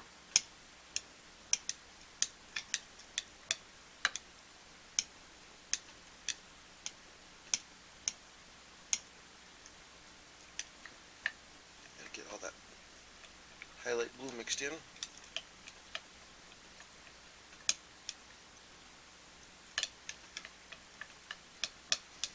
I'll probably have to bring it back up to temp before I put the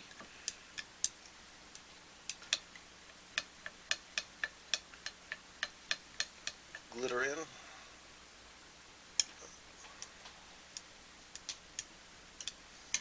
That is the color I was looking for.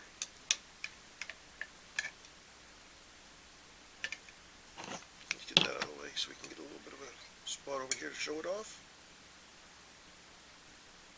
It's kind of like a strawberry honey color. So basically a hot honey with a little bit of sheen on top of it from the blue. I think that looks pretty. See where we're at temperature wise though. See what I've got for work time left. Yeah, we're gonna have to heat that up a little bit. So let's warm that back up for a few seconds, and I'll be right back. And we're gonna add golden grub, small black, large black, small red, and fireball, which is a large gold and red. I'm doing a tad of each, which is a quarter teaspoon. And I'm going to dump it on the table apparently, because I just felt like it.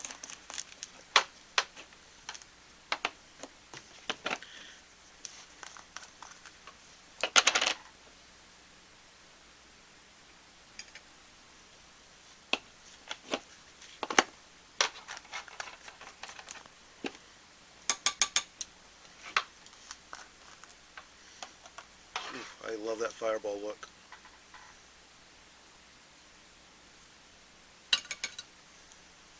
I'm trying not to round these over because there's a lot of flake going in this one.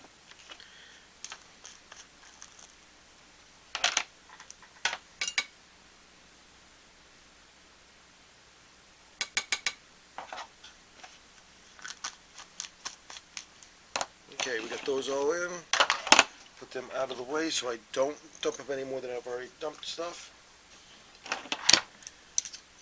Get that out of the way. Bring the temp gun back down because I'm going to need that again. Because this mold needs to be shot a little hotter than the normal. And when I take it and unmold everything for you, I'll explain why. I think that's going to be a really, really pretty color. So we got the original with just a little bit of black I spilt on it.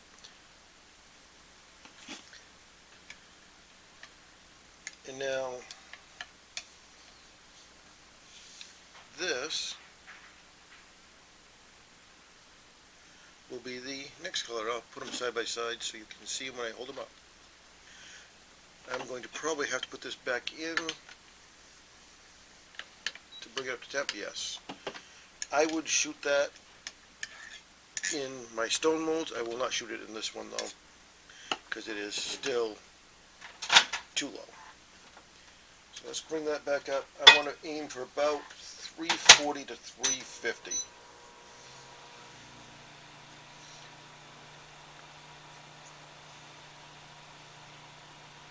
Get that hardened enough. There it is. So that's the two colors.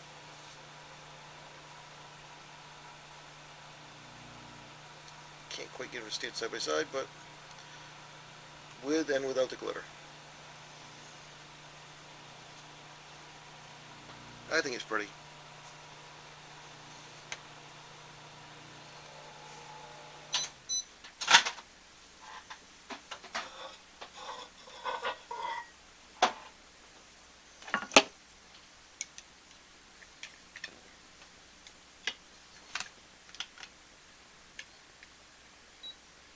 Okay, that is up to temperature.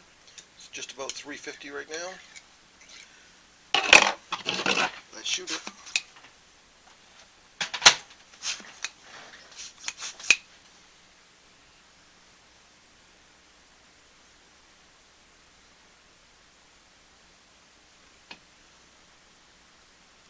And yes, I know, I shot that very fast.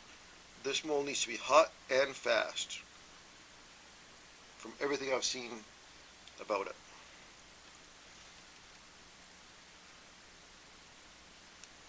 Unlike all the other molds that we're going to be shooting now, need to be really slow comparatively.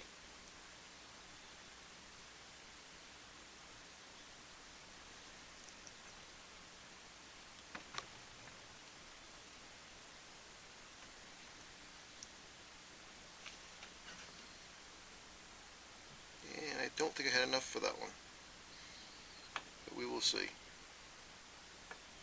Top those off. Get the other injector. shoot the last one. I may have got a little bit too greedy with that middle one. I should have just used this one.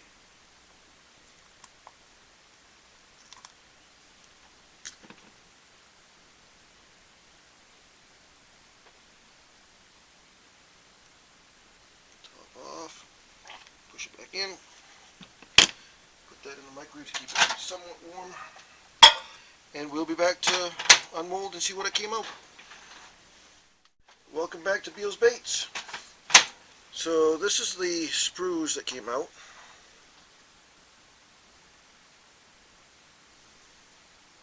I kind of love that color. I really do.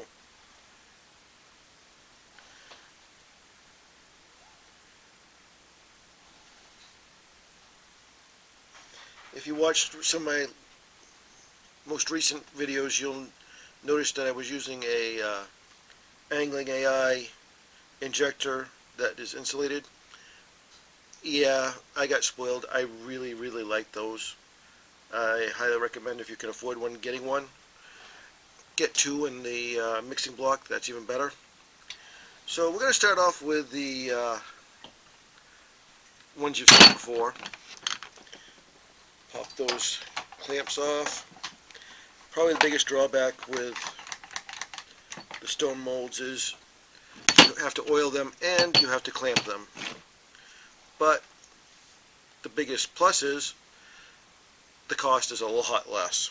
You can get 3 or 4 stone molds for the price of one of these beautiful Angling AI ones. Big plus of that is don't need clamps, don't need oil. So, and these are sticking for some reason. Come on. One came off one side, one came off the other side. Isn't that the way it always seems to work out? Well, that one's got a little bit of a dent in it, but not bad. It's definitely fishable. But yeah, they came out just the way I was looking to get them, with that blue highlight. Made a huge difference. Not sure you can see the differences on them, but I like the look of it. And as I said, there's a little bit of a dent there. Not a big deal. I'll still fish it. Would I sell it? Probably not, but I definitely would fish it. So these are going in the fish pile. That piece is going back in the remelt. And this is the one I don't think came out, because I got greedy and tried to shoot 3. And I was right. So I will have to reshoot the crawdads, or the baby crawdads. But the color is still gorgeous. I love that look. So we'll just toss them back in and remelt them. It happens. I got greedy. Tried to do too many at once. And of course these are the mediocres.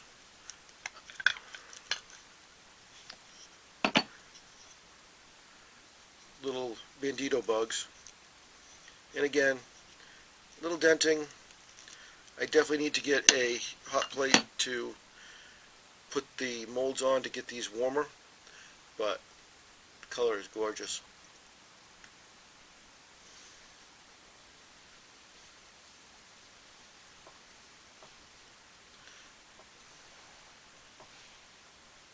So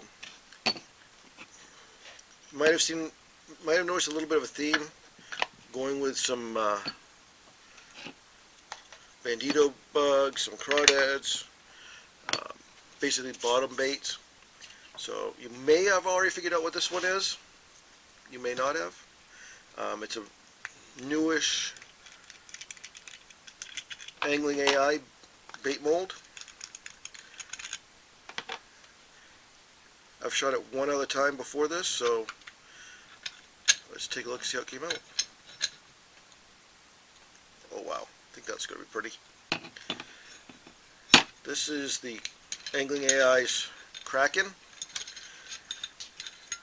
I went ahead and I got the 3 and 4 inch, or 3.5 and 4 inch inserts.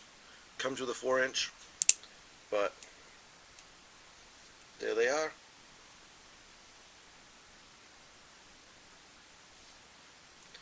And I will show you how to peel them off. So the reason you have to shoot them fairly hot and fairly quickly is you have these spine tubes that you need to fill out all the way down into here in these extremely tiny pieces. So shooting it around 350, 340 seems to work really well. And then once you get it like that, you can just slide the top off, and there you have him. I kind of like him. He's got a bluish hue to him when you look at it one angle, and then you look at it another angle, and it's got the wonderful hot honey look.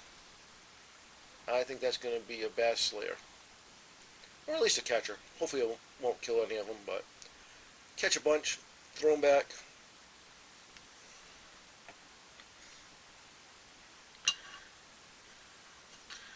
And once again, it's literally peel these all up.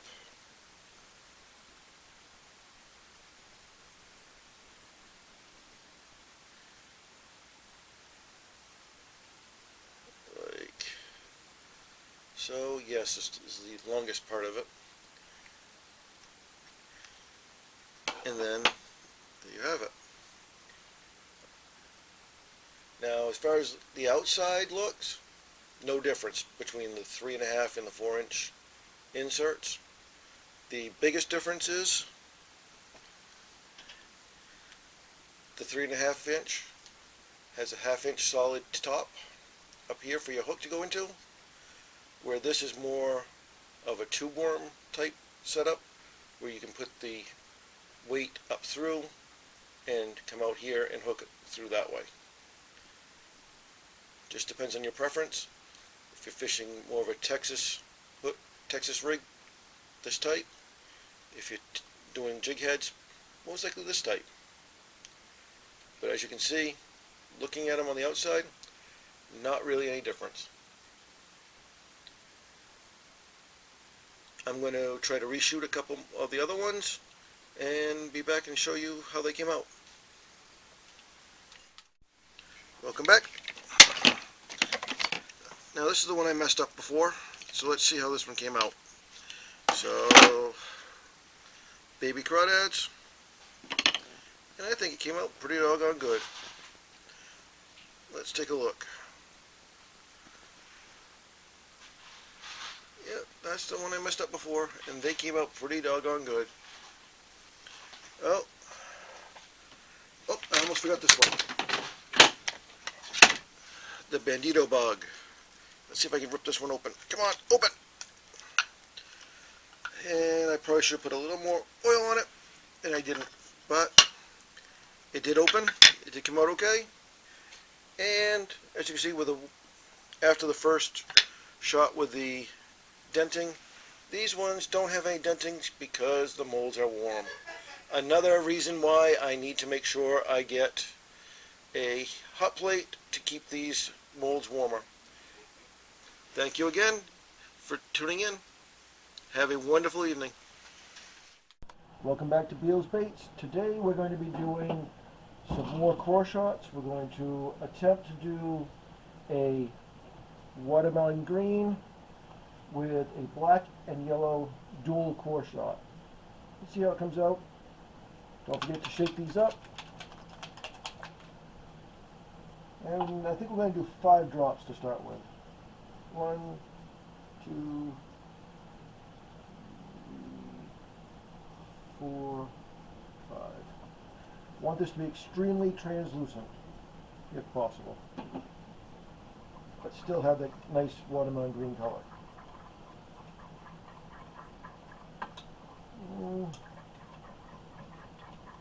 That might work. We'll give it a try. Let's see what it looks like over here. Try to pick up that little green I dropped. I don't know.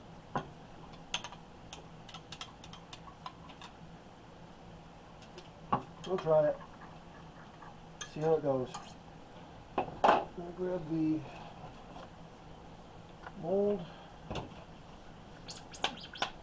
Here we go. 3, 2, 1. In.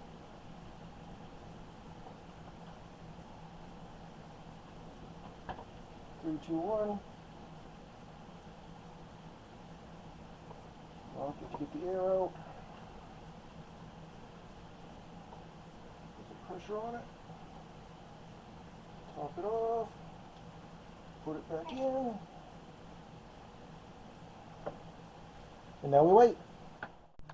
Welcome back. We're going to demold these now and see how they came out. I still don't have a griddle to heat these up on, so I'm expecting a little bit of denting. If I don't get denting, I'll be very happy. And that one's got a little teeny dent in it. That one does too. But I'm just learning with these, and until I get a griddle, I expect to have some denting. But I think that's going to make a very interesting outer shell.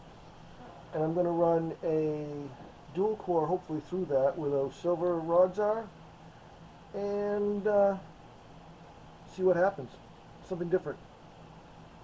So let's get these off this and we'll be back. Welcome back. We're going to make this yellow with some dead plastics yellow. Doing only half a cup, so we're going to do 6 drops. I want this to be really, really opaque.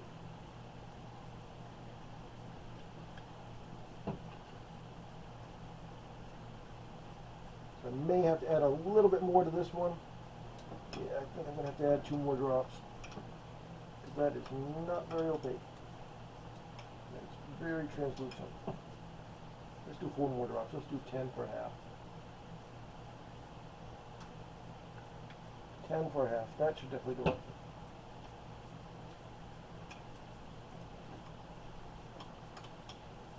Okay.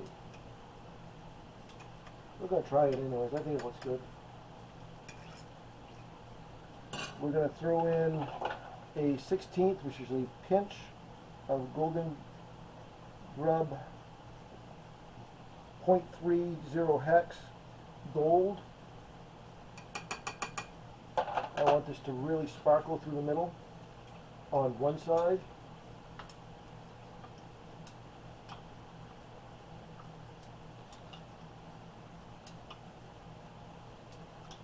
The other side, I've got some reheated black that I'm doing. Let's get some small silver and blue in it. So let's see how this is. Heat that back up. That's only 302. That will not work. Get that heated back up.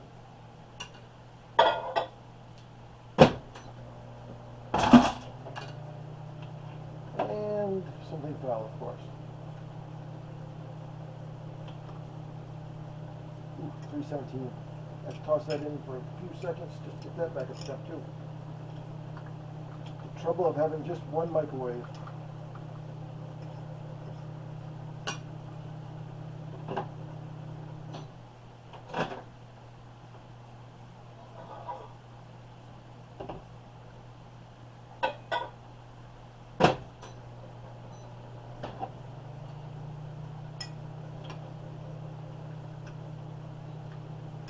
$335, that's good.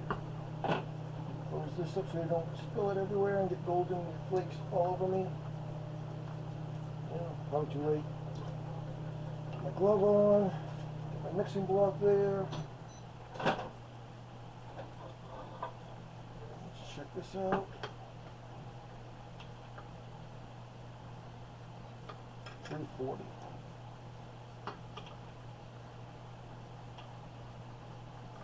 324. This is going to come up just a little bit.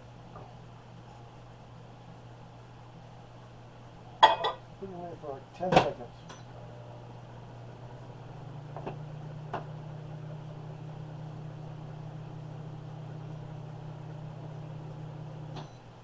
Let's see what we got.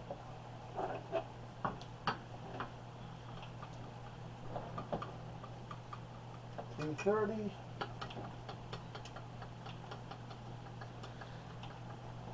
$340. Gonna be a little close, but we'll try it. Let's get that stuff off the bottom, get all that glitter up. Let's get all this glitter up. Get our dual injectors ready. Here we go. Here we go. About. There we go. Black away from me, which is the top, which really doesn't matter because it's inside the worm. Come on. Come on, why not? Oh, they're not going to go. Son of a gun. We're going to have to try that all over again. Welcome back. We had some slight technical difficulties. This somehow got moved to the other spot and caused my dual linears not to actually fit into the holes properly. So we have reset, trimmed up some of the baits to get rid of the that was almost bad. Some of the black that had shot down into it. Thankfully it did not land on me.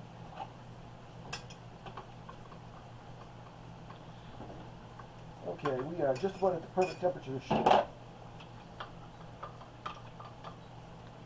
So let's try this before I spill any more. 3, 2, 1, suck it up. Get rid of the air bubbles. Come on. There we go. Amazing, it fit right in.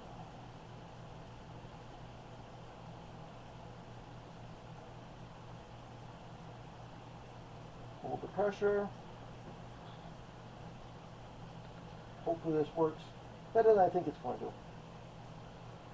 I think the first and the last are going to come out solid colored, and the 3 middle ones are going to come out dual colored. But we will see. Hopefully I'm wrong.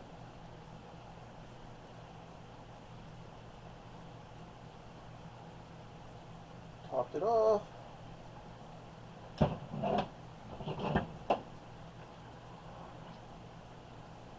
it back in. Feel these little caps. And wait. We'll be back. Welcome back. So let's take a look at the mixing block and see how that came out. Yeah, I can keep them both on the same side. And no, yeah, okay, there you go. That's our black and gold yellow. So hopefully that goes through the core of each one. And the yellow, I did add 10 more drops in it of the yellow. I thought it was a little bit too weak when I first looked at it in the mixing block after the first mistake. So hopefully this will show through a little better with the green. We'll see. Yeah, I'm still a little worried. But we will see very soon.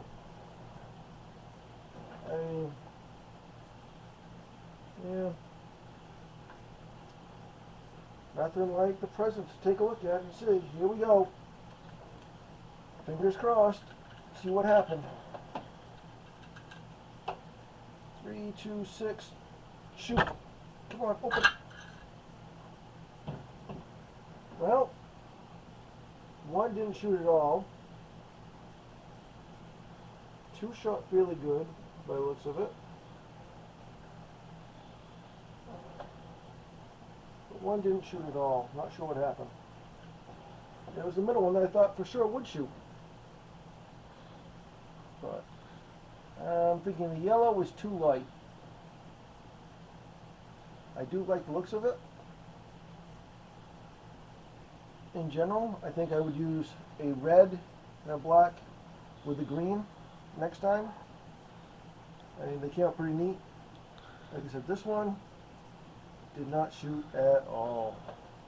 So it must have had a little bit of plug from the last time where the mistake was, and I didn't see it because it literally stopped right at the very tip. So that's okay. That's a live and learn.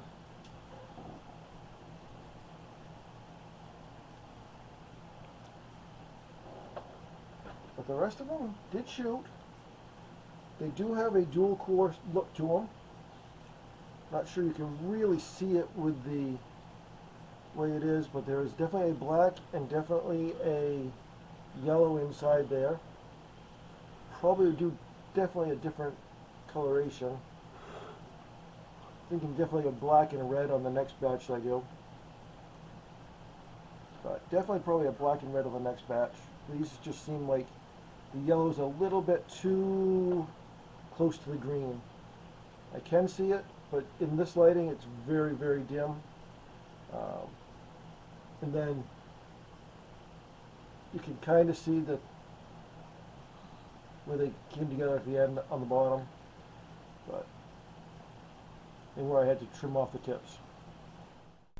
Okay, so I took the green, added, what was it, 3 more drops to bring it up to 8 drops of green.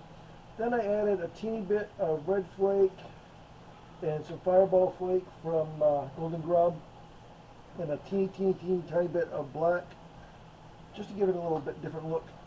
And we're going to see how these came out.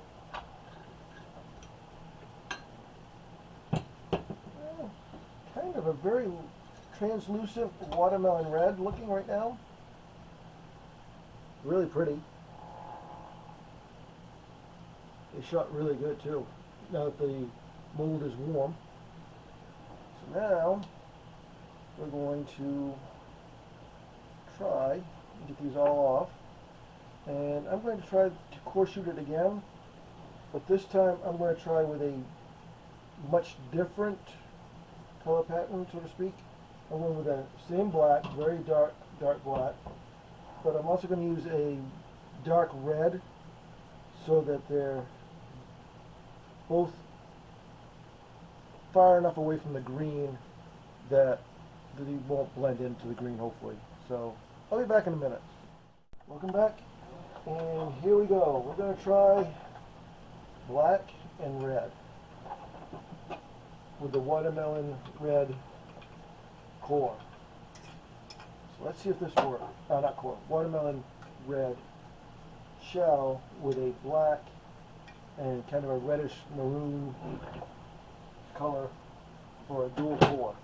Let's see if this works a little bit better.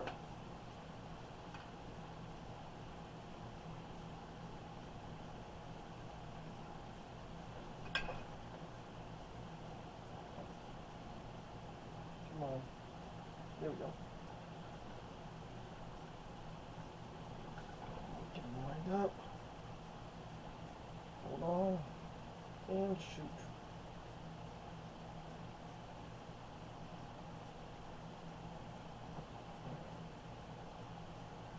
Top it off.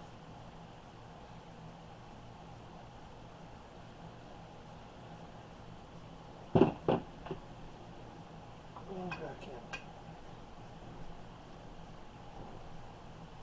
Okay, we'll be back. Welcome back. Let's take a look at the mixing block and see how that is. If you don't take the nut all the way off, there you go. That came out pretty good. Kind of like those two colors together. I'm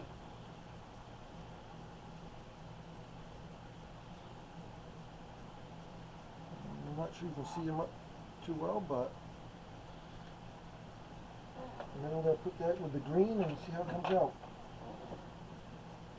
Your guess is as good as mine. Hopefully they all shot properly this time. Here goes nothing.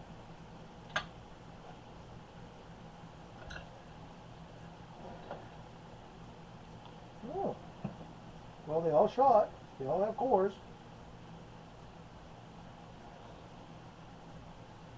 And I kind of like it. Although the black and the red may have mixed a little bit on some of them. But they definitely do have two different cores. You get a black and a red all the way down through on that one. It really came up pretty. I'm going to trim those off and I'll show them to you in a second. Be right back. Welcome back. These came out pretty nice. I mean, the dual color is there. You have to look real close to see it. Probably not going to catch it on camera, but I can see it, especially with the lighting behind it. Definitely an interesting experiment. The red and the black definitely show up better than the black and the yellow. The yellow is definitely too close to the green. So I'm very happy with that. I do need to start using my vac chamber and getting the air bubbles out a little better, because it's got a lot of little fine air bubbles in there. But these are for me to fish and play around with, so that's okay. These aren't for sale. Sorry. Have a great day.